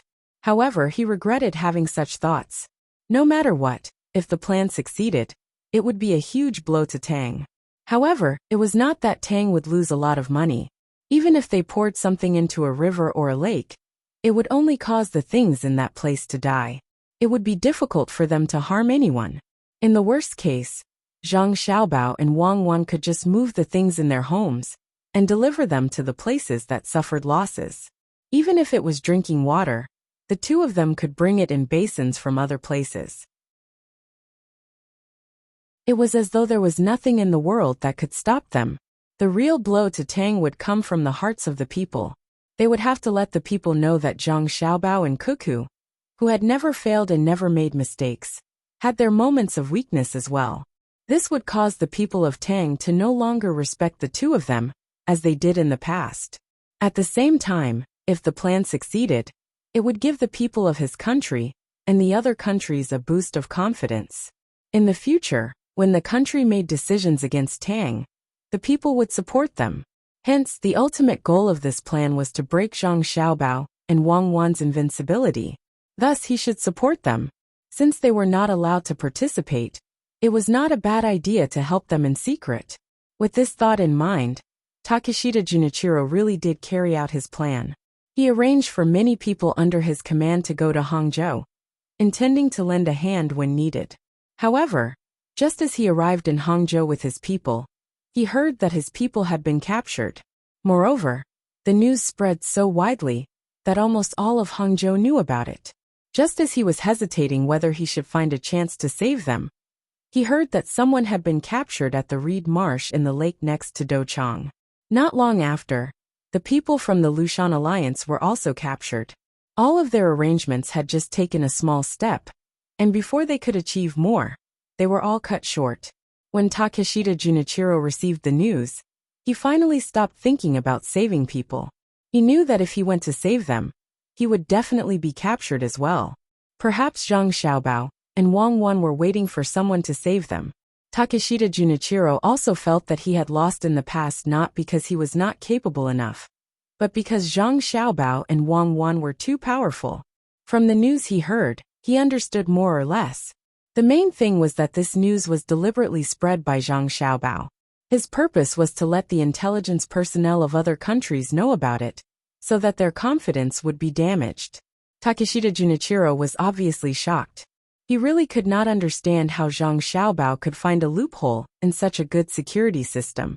Moreover, he could follow them and listen to the storyteller talk about it. However, when he heard it, it felt like a dream. Zhang Xiaobao was almost a god. However, the truth was that if Zhang Xiaobao was not capable enough, he definitely would not have been able to capture them. Takeshita Junichiro sighed. At the same time, he felt that if he could find a chance to kill Zhang Xiaobao and Wang Wan, even if he had to sacrifice 1,000 or 10,000 people, and use up several years of Japan's income, he would definitely do it. Otherwise, if the two of them were left in Great Tang, who knew what they could do? However, it was too difficult to kill the two of them. When they personally took action, they would disguise themselves so that no one could recognize them. When they stopped disguising themselves, they were followed by thousands of guards. Moreover, there were people secretly in charge of protecting them.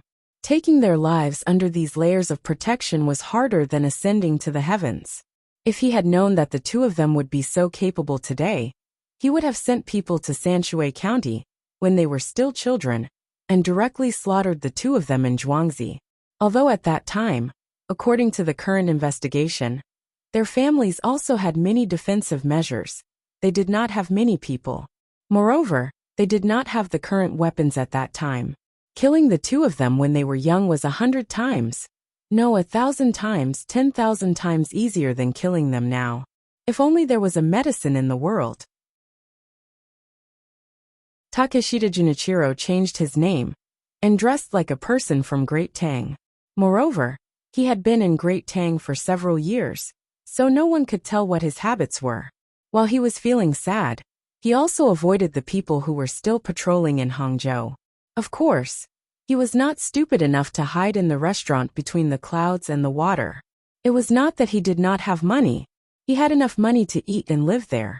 Not long after the new year, someone in China sent him a lot of goods and asked him to sell them. The money from selling them was also his responsibility. He was afraid. He always felt that if he acted like ordinary people, the most dangerous place was the safest place. If he ran to between the clouds and the water and stayed there, he would definitely be caught. Hangzhou was not a place where people from other countries, who had not committed crimes in the Great Tang, would not be caught. If someone from another country was caught in Hangzhou, even if they did not die, they would at least lose a layer of skin. After enduring several days of fear, Takeshita Junichiro made his decision. He boarded a passenger ship and sailed against the current, intending to go to Xuanyang and see the situation. He thought that if he went there later, he would not be suspected of anything. But when he arrived at Xuanyang, Takeshita Junichiro realized that what he had heard about Xuanyang being in chaos had nothing to do with what he was seeing now. Xuanyang was in chaos, but it was not a riot. It was the kind of chaos that came when people were busy. Many people were coming and going, and all of them had smiles on their faces. Nothing bad had happened. The feeling it gave was that it was thriving. Takeshita Junichiro muttered, "Could this be another skill of Zhang Xiaobao and Wang Wan? If this were his own country, and a place like Xuanyang was in a similar situation, it would take at least 1 or 2 years for it to recover. Moreover, it hadn't even been half a month yet." Seeing this person bustling about, he seemed to give off an even more ambitious feeling than Xuanyang had in the past. He had understood this from the intelligence reports he had gathered, and he had personally experienced it once. Zhang Xiaobao and Wang Wan did not care about anything happening in the Great Tang. Whenever there was a man-made or heaven-sent disaster, the two of them would be able to resolve it in a very short amount of time. At the same time, what was even more shocking was that after each disaster, the situation in that place would be better than before the disaster. It had always been a heaven-defying battle, and the stronger the opponent, the stronger the opponent. With this helpless thought, Takeshita Junichiro decided to take a good look at Xuanyang and stay a few days to understand how they had changed, so that he could send this information back to his country, so that his country could learn from them. However, Takeshita Junichiro did not dare to stay any longer. He had his own communication system. First, he received a secret message from the north. It was said that Serene Province had mobilized 20,000 troops and was moving northeast. Their destination was Jili Province, but they were marching at the fastest speed in the name of picking pine nuts there. How was that possible? Where were the pine nuts to pick now? Even if they were going to pick them, why would they mobilize 20,000 troops? Even if they mobilized the troops, would the original troops of Zhang Xiaobao and Wang Wan not be enough? Who were they kidding? Just when Takeshita Junichiro felt that something was amiss, and that they were targeting his country, he received a secret message from Lu Zhou's people. It was said that one of Lu Zhou's fleet of gunships, and a conventional fleet that had been docked at the port had been mobilized. According to the information they gathered, the two fleets' destination was Hangzhou. To be more precise, they were on the coastal road to Hangzhou. The madam of the Zhang family and the Wang family wanted to take a ship from Hangzhou to Luzhou. Hence, the two fleets were tasked to protect her. Nobody believed that the two damned women, who gave birth to Zhang Xiaobao and Wang Wan, would have fewer guards around them. If that were the case, they would have been killed by the people who worked together. Was there a need to mobilize two fleets? If they were here to protect her, why were the gunships deployed? Who did not know that Lu Zhou's navy was the most elite force in Great Tang? Perhaps they were here to attack their own country. While Takeshita Junichiro was feeling fearful, he received news from other places. It was said that tangerines were being sent to Huainan by the army from the east of Shannon. Then, they would be transported to the coast and loaded onto ships. They would follow the madam of the Zhang family to Luzhou, so that Lu Zhou's people could taste them. Most of the logistics teams of the Zhang family and the Wang family began to gather. Those who were close to Hangzhou were moving toward Hangzhou, while those who were close to Huainan were moving toward Luzhou. Hot air balloons filled the skies as well. It was said that they were rushing to deliver the goods from the inland as quickly as possible. The armies of the various regions also followed suit, constantly switching out their positions. With so much information gathered, Takeshita Junichiro was frightened out of his wits. Huainan Circuit and Luzhou did not have tangerines? How many things did Luzhou lack? Did he need so many people from the logistics teams of the Zhang family and the Wang family? The hot air balloons and the armies were deployed as well. Everything pointed to his own country, Japan. Yamamoto, you're the one who deserves to die the most. Look at what you've gotten yourself into. You didn't do a good job of causing trouble. And now they've found out. Now they're going to start a war. They're not going to attack Duoshire anymore. They're going to attack our country instead.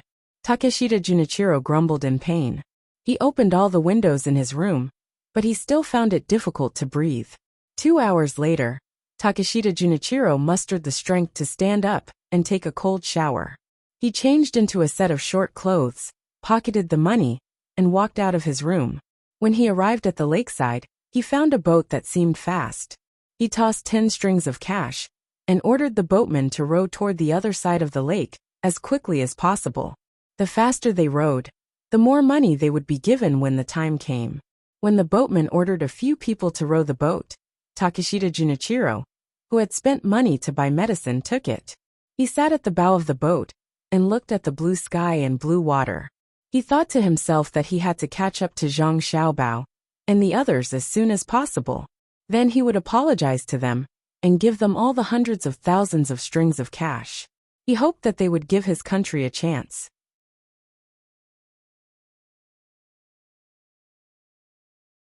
Chapter 1109. Disregarding his illness and the length of the journey, Takeshita Junichiro traveled at his fastest speed. After reaching the shore from the boat, he spent 50 strings of coins to buy 2 mountain horses from a farmer in the village. If he were to go to the horse market, the 2 mountain horses that were usually used to transport goods and farming didn't cost 50 strings of coins. However, the farmer didn't want to sell them. It was clear that he wanted to raise the 2 horses as his own children. Helpless, Takeshita Junichiro could only agree to lend the 2 horses. He used 50 strings of coins as a deposit. After returning, he left 10 strings of coins for the farmer's children to buy fodder. The farmer thought that 50 strings of coins could buy 4 horses, and thought that the other party would return the horses. So he lent the horses. Takeshita Junichiro had no intention of returning the horses at all. Compared to the stability of the country, what was a few strings of coins? Riding on the horse, Takeshita Junichiro continued to chase. Fortunately, the road wasn't as difficult as before. Even when he reached the hillside, there was still a paved road in front of him that extended into the distance. At the same time, there was no need to worry about being attacked by wild beasts. All the wild beasts within a dozen li of each side of the road had been cleared by the group in front. Not to mention tigers and wolves, not even a single pheasant was left. They were all hunted and eaten. As such, Takeshita Junichiro chased for 7 days, and finally saw the tail of the group in front of him. When he saw the tail of the group, he was also discovered and stopped by the group. The people in the group who stopped him couldn't tell that he was Japanese. After all, he had stayed in Great Tang for many years. His attire and expression were no different from the people of Great Tang. Even if he had some Japanese characteristics, they couldn't immediately tell. Even in Great Tang, the people of different places were different. The people who stopped him thought that he was someone from a village and rushed over. Seeing his travel-worn appearance, they wanted to help him and let him rest first. They could talk about it slowly. However, when they heard that he was Japanese, the expressions of the people who stopped him changed instantly. Their original concern and gentleness turned into coldness and hostility. Their gazes were filled with hostility. Seeing the other party's expression, Takeshita Junichiro grew even more nervous. He knew that many parts of the Great Tang were beginning to distance themselves from the people of his country. Based on the information he had obtained in Xuanyang, many of the Japanese who had come to the Great Tang did not dare to casually reveal their identities. The moment someone found out that they were Japanese, although they had not yet been attacked, they would be in danger. There was no place to eat. For example, there were 2 Japanese who used to live in Chuzhou City. Their neighbors knew that they were Japanese, so they got along well with them. In the end, after such a thing happened, the neighbors began to alienate them and did not speak to them at all. Furthermore, they did not know which one of them leaked their identities. The 2 Japanese were hungry on the streets and wanted to eat something in a small shop. However, as soon as they entered, they were chased out. They wanted to drink a cup of tea, but the stall owner refused to sell it. One by one, everyone in the surrounding area knew that the 2 of them were Japanese. Whenever they wanted to buy something, no one would sell it to them. Whenever they wanted to find work, no one would take it. Even if they wanted to pawn their belongings to raise money for travel expenses, the pawnbroker would not take it. When the 2 of them discovered this situation, they could only cook the remaining food at home and take it with them to leave this sad place. They wanted to find a new place and hide their identities so that they could survive. Otherwise, they would starve to death. Thus, it was normal for them to be treated coldly by others. Thus, Takeshita Junichiro could only say that he was the person in charge of this matter from Japan. He wanted to explain to the emperor what had happened. At the same time, he wanted to help some people hide the truth from the emperor of Pingcheng and condemn his actions that had harmed the relationship between the great Tang and Japan. Brothers, let me go and see His Majesty. We really did not know the situation. We only found out later that our country absolutely did not support Yamamoto's actions. If we had known, we would have stopped them in advance and given me a chance. Takeshita Junichiro begged the people who had stopped him. Of course, the people who had stopped him would not believe his words. How could the Japanese not know about the things that were used to cause destruction? The majority of Japan's goods were dependent on the Great Tang.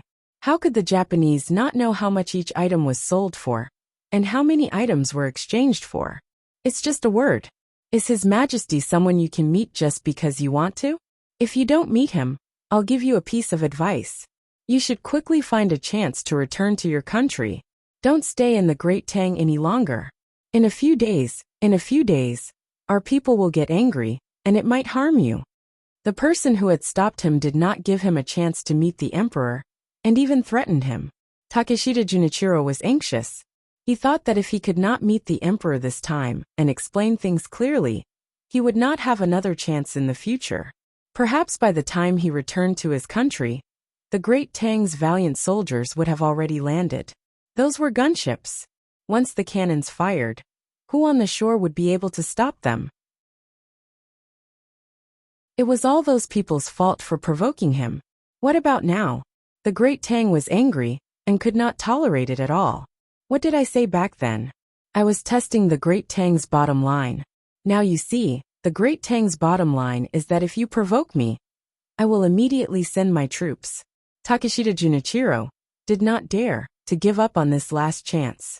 He begged bitterly, "Brothers, who are you calling your brothers with? We are not familiar with you. Hurry up and leave. Otherwise, we will arrest you for attempting to assassinate the emperor." The other party did not give him a chance. This sinner knows that I cannot meet the emperor directly. Can I meet the other people who are in charge of external affairs? Take this and help me. Save my life. Takeshita Junichiro continued to plead. He took out a large stack of notes and forced them into the other party's hands. The person who had stopped him quickly retracted his hands. "Take it away. I don't dare to take your money. I can take it with my life, but I can't spend it with my life. Wait, I will report to you and see if anyone is willing to come and meet you." As he spoke, the person gave a look to the people around him, telling them to look after the Japanese. He then turned and left to report. They were the ones who stayed behind to clean up. They were still far away from the group in front. It would take them at least 2 days to catch up. When the telegram reached Li Longji was eating the cold shredded chicken that Zhang Xiaobao had made. They had been eating vegetarian dishes for the past few days. The weather was hot, and the mountain roads were humid. Therefore, none of them could eat meat. Even Xiaobei and the other children did not want to eat eggs in the morning. They only drank some soy milk and ate 2 steamed buns with salted vegetables. Their appetite was obviously decreasing. If they were hungry, they would stuff their stomachs with fruits. They could not eat anything else. Only Wang Wan and Zhang Xiaobao did not mind. The two of them still ate what they wanted. They seemed to be very adaptable to the environment. At noon yesterday, Zhang Xiaobao noticed that his younger siblings, as well as Li Longji and the others, looked very tired. He knew that their bodies were lacking in nutrition. At noon today, he made a few meat dishes. There was cold shredded chicken, sauce beef, and the most important mutton soup. He mixed it with sweet garlic and forced his younger siblings to eat it, especially the mutton soup, which was boiled with mutton bones. There was no mutton oil in it, and the dry ingredients were all cut from mutton offal. He added a lot of vinegar and pepper. He told his younger siblings that after drinking it, they would sweat and feel cool. Xiaobei and the others gritted their teeth and tried it. In the end, after drinking a mouthful of the hot soup, they found that it was indeed more comfortable than eating stir-fried meat directly. It was not greasy. They added some chili powder into it. It was sour, numb, and spicy. It was similar to spicy. It was really good. Li Longji also drank it well. The staple food was pasta. Zhang Xiaobao made small pancakes with corn flour. They were very small pancakes, about 2 centimeters in diameter. It was convenient to eat one pancake at a time. Moreover, it gave people the feeling that they could eat a lot. If it was changed to steamed buns or pancakes, people would not be able to eat them when they saw them. He also asked Zhang Xiaobao to refill the soup. When Li Longji poured vinegar into the soup, he praised Zhang Xiaobao. It's all thanks to Xiaobao following me. Otherwise, I would probably starve to death on the way here. That's why a regional commander, who can't make food that people like under any conditions, is definitely not a good top scorer. Isn't that right, Xiaobei? After Li Longji finished praising, he asked Xiaobei, who was also lowering her head and drinking the soup. Xiaobei did not like to eat the mutton in her bowl. She felt that when she drank the soup, it was too spicy and sour. She ate a small pancake. The corn flour pancake tasted pretty good. There was honey in it, and there was a hint of honey's unique sweetness in the rich corn flavor. She also liked the rough and delicate texture of the meat. This was made by Zhang Xiaobao using a fine grinder. Otherwise, normal corn flour would not be so fine. It took a lot of effort to grind it with a small grinder used to grind sesame oil. He was not at ease with others doing it. Yes, it's delicious. Let's eat this tomorrow for lunch, okay, brother? Xiaobei's face was scrunched up by the vinegar, but she still drank the soup. She raised her head and asked her brother, who was gnawing on the meat on the bone. You'll be sick of it tomorrow. I'll make spicy soup for you tomorrow. You don't have to worry about eating too much. Eat a few skewers if you can. I'll make some chicken soup for you tomorrow morning. It'll taste better when it's cooked. Zhang Xiaobao said to his sister. He did not mind. Even if the meat on the bone looked oily, he could still swallow it. He decided to use the method of fighting poison with poison to improve everyone's diet. The weather was hot, so they would eat spicy food. After sweating, they would feel better. As for the other people in the team, they were still eating what they usually ate. They could not enjoy this treatment at all. They did not bring much food. If it was really uncomfortable, they would ask the chef following the team to make rice or sorghum rice that had been soaked in water and noodles that had also been soaked in water twice to make zhajiang noodles. It was impossible to take care of them too much. While everyone was eating and chatting, a telegram was sent. The person who sent the telegram said to Zhang Xiaobao, "Young master, a Japanese man is chasing after us. He says he's called Takeshita Junichiro. He wants to see Her Majesty but can't. He wants to see the official in charge of foreign affairs. He says he has something important to discuss." Takeshita Junichiro? A very familiar name. Let's not care about him first. Let's eat. After eating, it depends on my mood. If I'm in a good mood, I'll meet him. If I'm in a bad mood, let him continue to follow behind us. I'm not in a hurry. When Zhang Xiaobao heard Takeshita Junichiro's name, he remembered who the other party was. He had dealt with him twice, and had gotten some money from him. He did not expect that the other party could represent a part of Japan's interests, and was not called back to be beheaded. Looking at the situation, there was no one available in Japan. Therefore, even if someone made a mistake, they still insisted that the person who made the mistake continue to stay in Tang. When Xiaobei heard the news, he drank 2 mouthfuls of soup and requested, I'll go see him. I'm in charge of foreign affairs. I'll see how much money he brought over to compensate for the loss. I'm done eating. I'll go now. What about the next 2 days of travel? You're flying now. Shuiyan can drag you over. Aren't you afraid of falling? Wang Wan said to Xiaobei. Xiaobei picked up the spoon again regretfully. Oh, 2 days of travel. It's so far. Let him come. I still want to eat spicy hot pot for lunch tomorrow. I'm not going. When he comes, I'll see him, okay? Okay, Xiaobei will go. Li Longji agreed first. A day and a half later, Takeshita Junichiro finally arrived. When he heard that he could see the official, he rushed with all his might. If it wasn't for the fact that the people in the group were blocking the way, he reckoned that he would have arrived in less than a day. When he arrived, Xiaobei was eating steamed egg soup. 3 eggs were steamed into a bowl. The steamed egg soup was drizzled with gravy, and seasoned with oyster sauce. It tasted fresh and salty.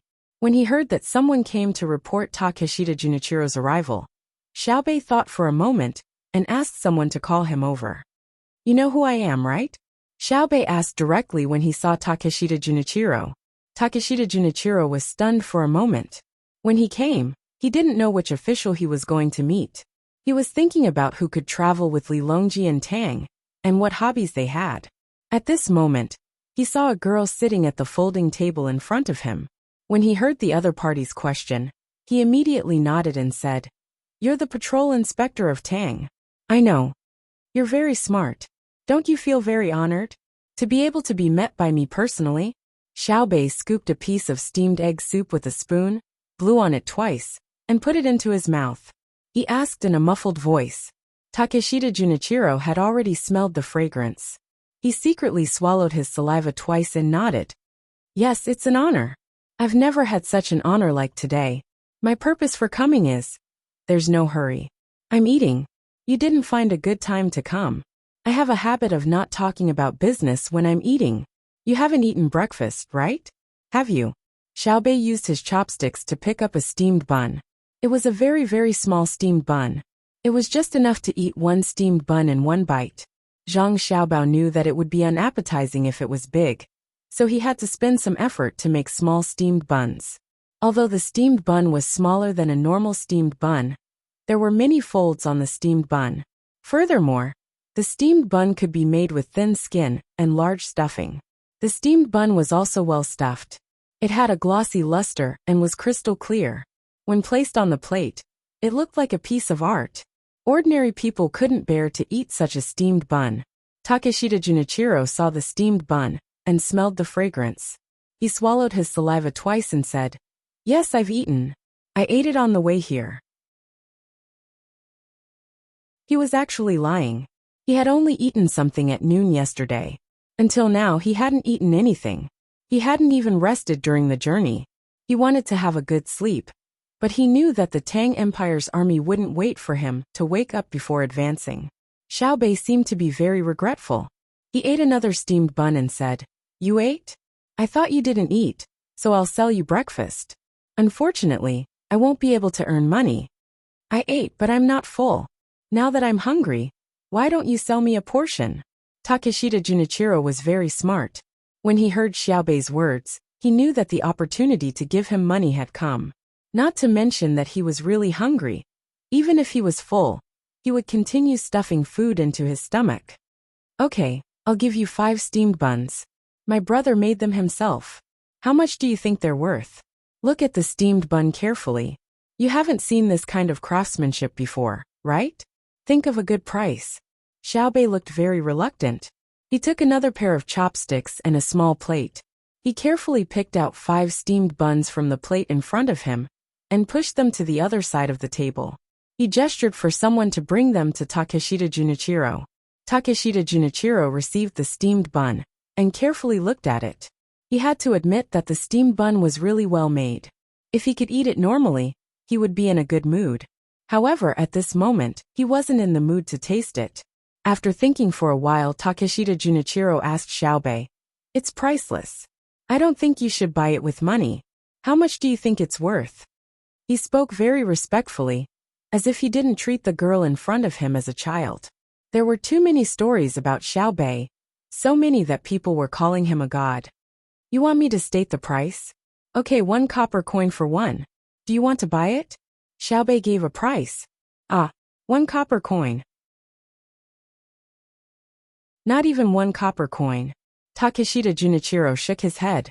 If it was really 1 copper coin for one, how was he going to bribe people? Needless to say, the steamed buns were made by Zhang Xiaobao for his sister. The price of an ordinary steamed bun was enough to make people willing to spend countless amounts of money to buy it. Xiaobei stopped eating and asked, "If 1 copper coin is not enough, how many copper coins will do? 10,000 copper coins? Copper coins are not enough. It should be copper coins." Takeshita Junichiro gritted his teeth and said, he had already thought of how much he would pay. 10,000 copper coins for one? Okay, take out 50,000 copper coins. Xiaobei generously agreed. "I don't have much cash. I have the proof of the great Tang Bank. Here. Here is one. There is one for 57,000 copper coins. What do you think?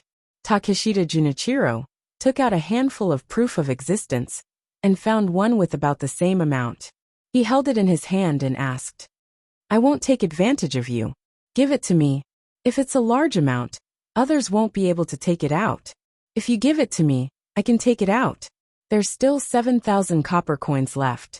I'll give you a plate of soy sauce. How about dipping it in soy sauce to eat the steamed buns? Which one do you prefer? Xiaobei waved her hand, and someone immediately brought over soy sauce and vinegar. There was none on her table, but the brine in the steamed egg soup was just right. There was also some brine in the steamed buns. Vinegar soy sauce is better. When Takeshita Junichiro heard that 7,000 copper coins for a plate of soy sauce, he felt that this was the most expensive soy sauce in the world. Furthermore, it was not like the steamed buns. The steamed buns were made by Zhang Xiaobao, but the soy sauce was definitely not made by Zhang Xiaobao himself. He usually liked to eat with vinegar, but now he had no choice but to choose soy sauce. His body was almost dehydrated, and if he did not replenish his salt, he would probably faint before he could say anything. Another plate was brought over. Takeshita Junichiro took it and poured the soy sauce into the plate with the steamed buns. He put the two plates together so that he could use his hands to eat the steamed buns. Xiaobei also took the bank's proof of deposit and looked at it. It was not fake. She put it aside and said to Takeshita Junichiro, I'll eat too. After eating we can discuss other things. After saying that, she lowered her head and ate, ignoring Takeshita Junichiro. Takeshita Junichiro held the steamed buns in his hands and ate them, but he did not eat too quickly. The steamed buns could be eaten one bite at a time, so he used his teeth to shave them bit by bit. He needed to watch Xiaobei's eating speed so that he could finish them together. The moment the steamed buns entered his mouth, Takeshita Junichiro took a deep breath and admitted in his heart that the food Zhang Xiaobao made for his sister was indeed good. The steamed buns were filled with pork and shrimp, half a shrimp, and there was also a bit of pork in the steamed buns. It was fresh and fragrant. He had never eaten such delicious steamed buns before. Indeed, rich people lived meticulously. It could no longer be described as extravagant. Xiaobei ate at a moderate pace. After she finished eating, she rinsed her mouth and wiped her mouth. Only then did she look at Takeshita Junichiro, who had just finished 5 steamed buns and felt even hungrier, and said, Why are you looking for me? Takeshita Junichiro returned the plate to the person beside him and put on an I've been wronged expression. He replied, I'm here to clarify a misunderstanding. What misunderstanding? Xiaobei asked anxiously. It's about disobedient people from our country coming to the Tang Empire and causing losses to the Tang Empire. Our country has never been clear about what they did, and they didn't tell us at all. I've always been representing Japan in the Tang Empire. If our country knew about it, I would know as well. Since they have caused losses to your country, I want to emphasize that it wasn't our emperor who allowed it. It was their own actions. Please don't retaliate against our country.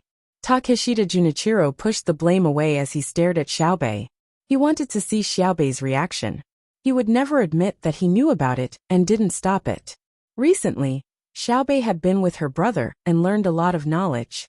She specialized in diplomacy and appeared to be much calmer.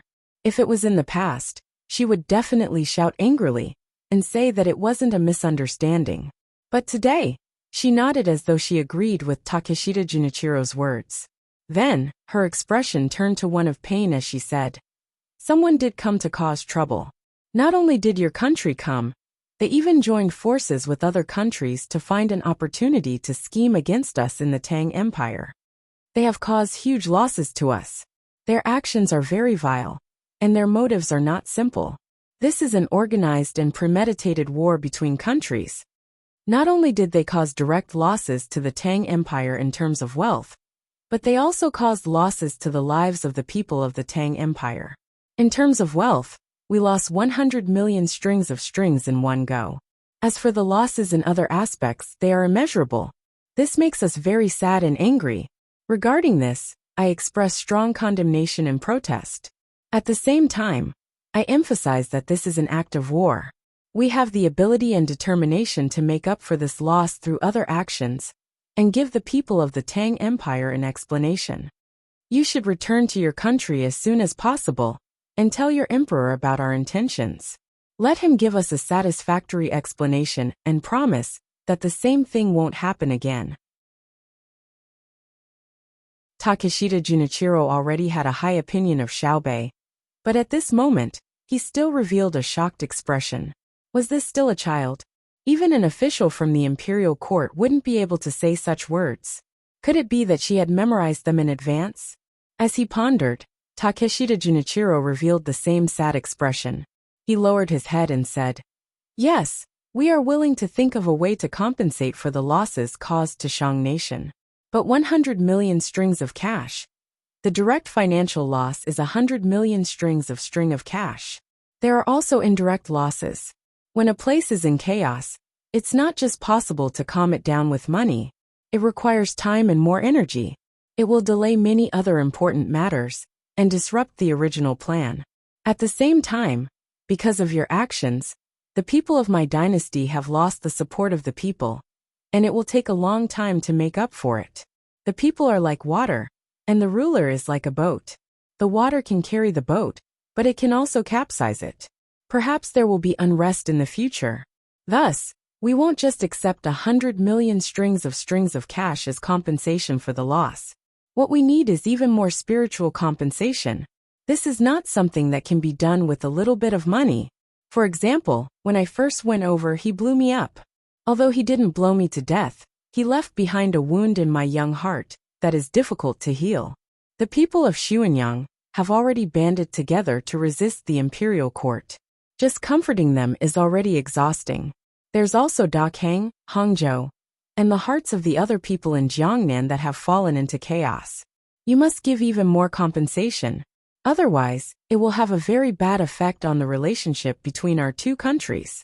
We love peace, but we absolutely do not fear war. For the sake of our dignity, we are willing to shed our last drop of blood. Xiaobei did not wait for Takeshita Junichiro to finish speaking. She interrupted him from talking about how Japan had no money and repeated the losses her country had suffered. At the same time, she expressed a vague attitude. Takeshita Junichiro was dumbfounded. He had already confirmed that the child in front of him had not been taught to recite the words she had first said. They had all been thought out by her. Otherwise, the person who had taught her to recite them would have to be able to calculate every word he said. With a shocked heart, Takeshita Junichiro felt that this was also an opportunity. If he could answer correctly and satisfy Xiaobei, he might be able to stabilize Japan and avoid war. But he didn't dare to agree with such a large loss. The 100 million strings from before simply wasn't right. 100 million strings, not 100 million copper coins. It was just a small area from Jiangnan. If 100 million strings were lost over such a minor matter, how much of the annual income of the great Tang? Wouldn't that be trillions of strings of coins? As for the rumor that the common people of Xuanyang were huddling together, he had indeed seen it. But the reason the common people of Xuanyang were huddling together was not to rebel, but to make the entire place even better. There was no need to say much about the other aspects. It gave people the feeling that they had not encountered anything. They were stable and united. If one had to say what had changed, it was definitely that they had become more united than before. Though this was what he thought, Takeshita Junichiro knew that he could not say it out loud. Thus he said, "Yes, we have caused a large loss to your country. We are willing to compensate, but our country doesn't have much money. Moreover, you should also know that much of the power in our country is not completely controlled by the emperor. There are also internal struggles, so we can't gather enough money in a short time. But we are willing to use everything we have to compensate. What do you think we should do? The important thing is that your country does not continue to wage war against us. Willing to compensate? All right, I'll have to go back and ask Uncle Emperor. I also don't know what to use in exchange, but you don't need to worry. There are only 2 points. One is to cede land, and the other is to compensate. We won't ask for all of your Japanese land. As for war, I just said that we love peace, and will not lightly start wars. As Xiaobei spoke, he felt thirsty. He glanced at the person beside him. That person did not need Xiaobei's instructions, and immediately knew what Xiaobei needed. He quickly brought over the iced sour plum soup. Takeshita Junichiro swallowed his saliva again. Before he came, he had not drunk water for a long time. When he ate the steamed buns earlier, he realized that he had been tricked. The steamed buns were salty, but he had poured soy sauce on them. He had no choice but to eat it. After eating it, he realized that he was even more thirsty. Do you want a bowl? Brother personally made it for me. I'll give you a discount. 30,000 strings of cash. Do you have it? Let's discuss matters while drinking. Xiaobei could tell that the other party was thirsty as well, so he asked with concern. Takeshita Junichiro's goal was to bribe. He nodded and took out the money. He found 2 vouchers for 20,000 strings of cash and said, 40,000 strings of cash. I don't have 0. I won't take advantage of you. I'll add 2 more pieces of ice in it. It's 10,000 strings of cash. Drink it. If you didn't meet me, you would only be able to eat ice in your dreams. Although the price is a little high, it's not too much. When you're in the desert and about to die of thirst, I'll give you a bowl of life-saving water. How much do you think it's worth? If you lose your life, your money will be taken away by others, right? Xiaobei took a sip of the sour plum soup and explained that it was not expensive. It's not expensive, but life is the most important thing. We've talked about compensation earlier, and we're willing to do so. We hope that your country will withdraw your troops and not attack us. Takeshita Junichiro spoke of his purpose in coming here. We didn't attack you, and we didn't send any troops. What makes you say that? Xiaobei blinked and asked in confusion. How can that be? Luzhou has mobilized 2 fleets. Jili Province's fleet is moving toward the outer seas. Yu Province's soldiers are heading toward Bohai's commander-in-chief's mansion. Shandong Province's soldiers are advancing toward Huainan Province as well. In addition, your logistics company is transporting goods to Hangzhou. There are even hot air balloons in the sky. With such a lineup, if you're not attacking us, are you really protecting your mother and going to Bohai's commander-in-chief's mansion to pick pine nuts? Takeshita Junichiro no longer cared about anything else. He immediately told Xiaobei everything he knew. Xiaobei blinked. Is there such a thing? Oh, you're right. It's as you've guessed. We have no intention of attacking you. Otherwise, we would have withdrawn our men from your territory before making a move. What if you killed them when we made a move?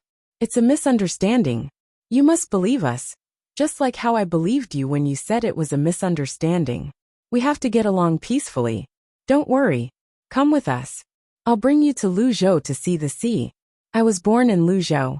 Back then, I didn't know how to appreciate the scenery, so I don't have any recollection of it. In my dreams, I often heard the sound of waves and the chirping of birds in the sky. Let's go. I think the money you brought along should be enough for the trip. Takeshita Junichiro broke out in cold sweat.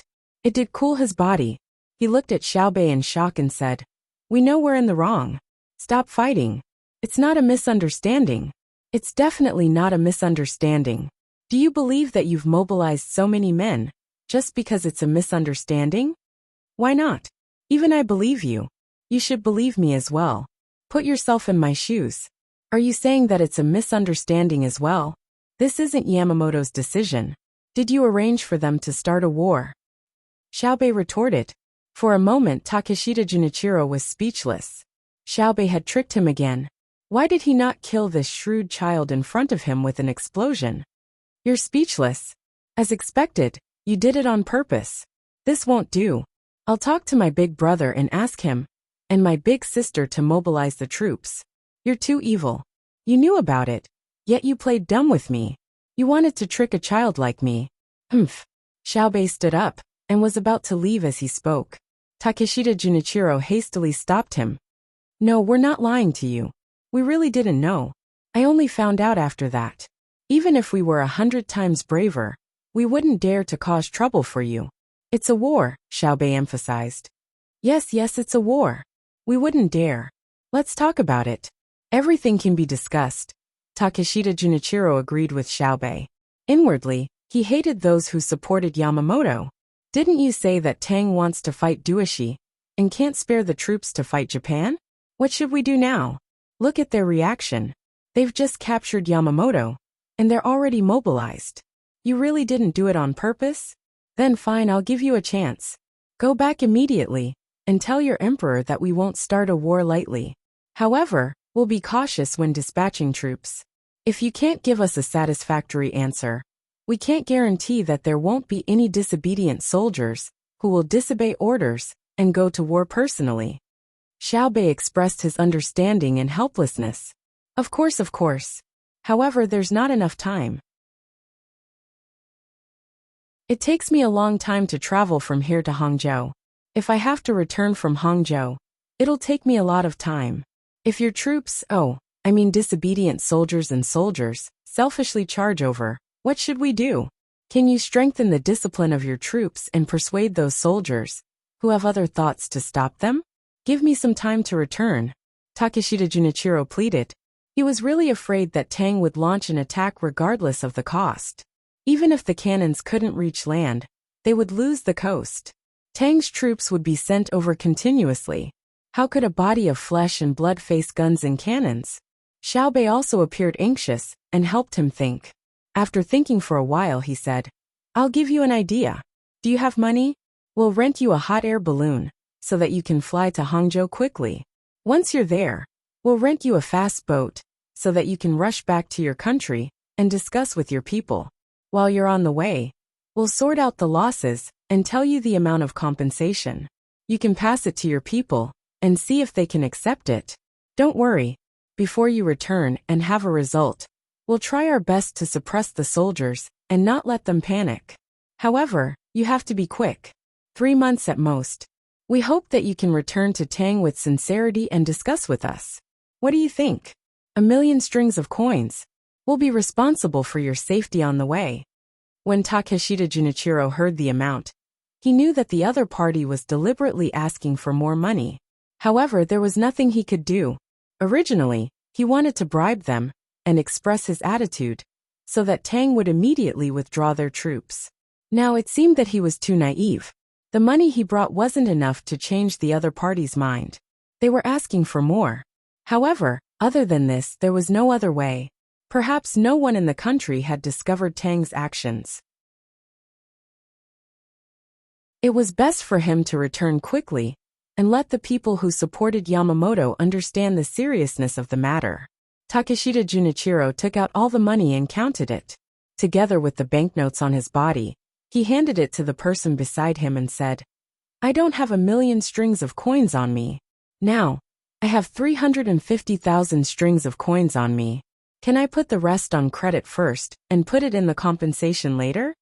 Oh, that's fine, but not put it in the compensation. It has nothing to do with the compensation. I'm the one who arranged it for you. The money belongs to me. Write an IOU. If you don't return to give me the money, I'll mobilize my protection team and personally go to Japan to ask for it. If you can't take it out, I'll ask the emperor. Even if you die, he'll have to give me the money. Xiao Bei waved his hand regretfully. Someone brought over a pen, ink, paper, and an inkstone and asked Takeshita Junichiro to write the IOU. Takeshita Junichiro sighed and lowered his head to write. He felt very sad in his heart. A weak country was like this. They knew that they were being bullied, but they didn't dare to resist. Otherwise, the country would be destroyed. However, if they did that, it would be difficult for the Tang Empire to attack Toshi after attacking Japan. It would give Toshi more time to prepare. However, who knew what Zhang Xiaobao and Wang Wan were thinking? After writing the IOU, Takeshita Junichiro suddenly felt that it couldn't be just his country being bullied. Hence, he said to Xiao Bei, I heard about this before I came. There are other countries involved. We can't let them go. Ours is a misunderstanding, but theirs is definitely not. I don't care. I have to ask my brother and sister. I'll pass on your message. See if there's anything else to pack. If there's nothing else, I'll get someone to raise the hot air balloon. Xiao Bei took the proof of deposit, the money, and the IOU written by Takeshita Junichiro, and said to him. Takeshita Junichiro was burning with anxiety. He didn't need to pack anything. He immediately left with the others and took the hot air balloon. He wanted to rush back as fast as possible. As for what compensation he could get from the Tang Empire on the way back, he didn't need to think about it. Anyway, he had done what he had to do. Life and death depended on the thoughts of the people in his country. Seeing Takeshita Junichiro leave, Xiaobei excitedly counted the money.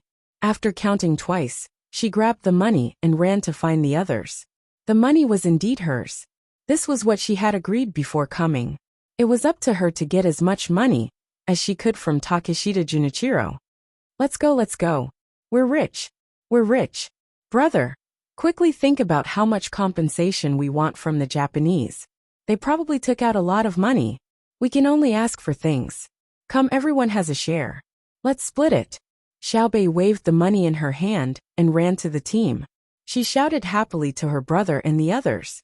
She showed the proof worth more than 400,000 strings of coins to the other 8 people. Xiaobei, are you still short of money?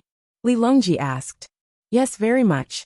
Although I have 4,000 precious chain candy houses in the Tang Empire, I still have to take out a lot of the money I earn to help improve the lives of the children.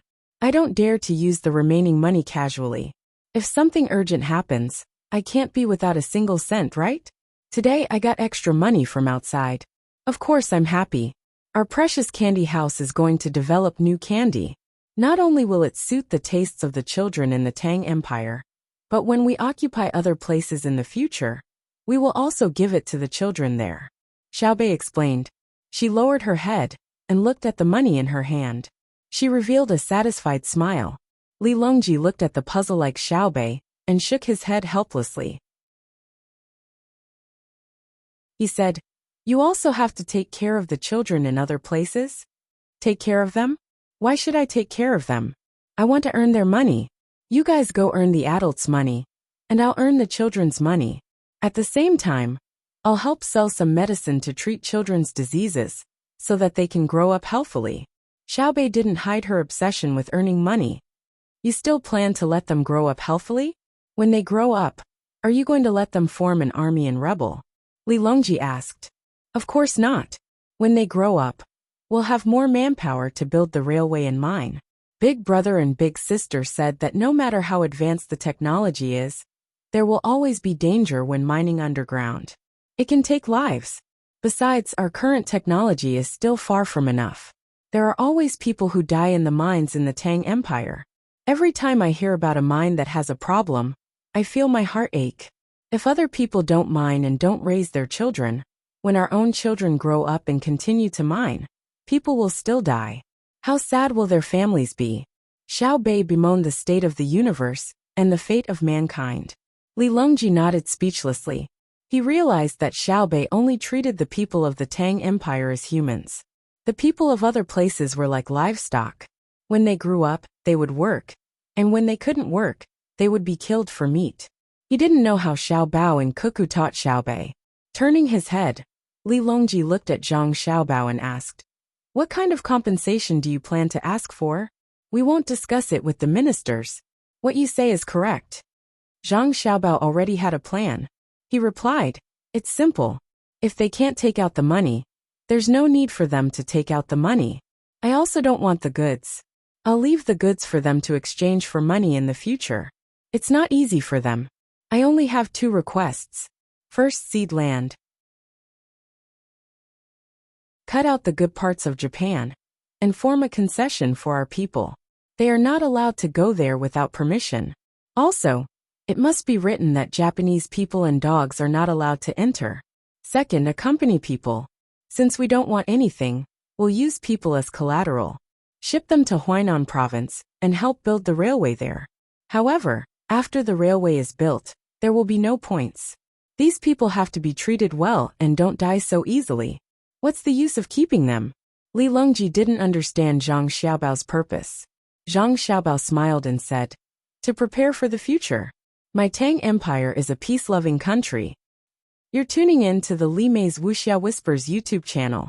We're so grateful for your support, and don't forget to subscribe to join us on this incredible journey through captivating stories. Your generosity through donations truly makes a world of difference, as it's the primary source of revenue that allows me to expand and enhance this channel for you. Thank you from the bottom of my heart for being a part of this adventure.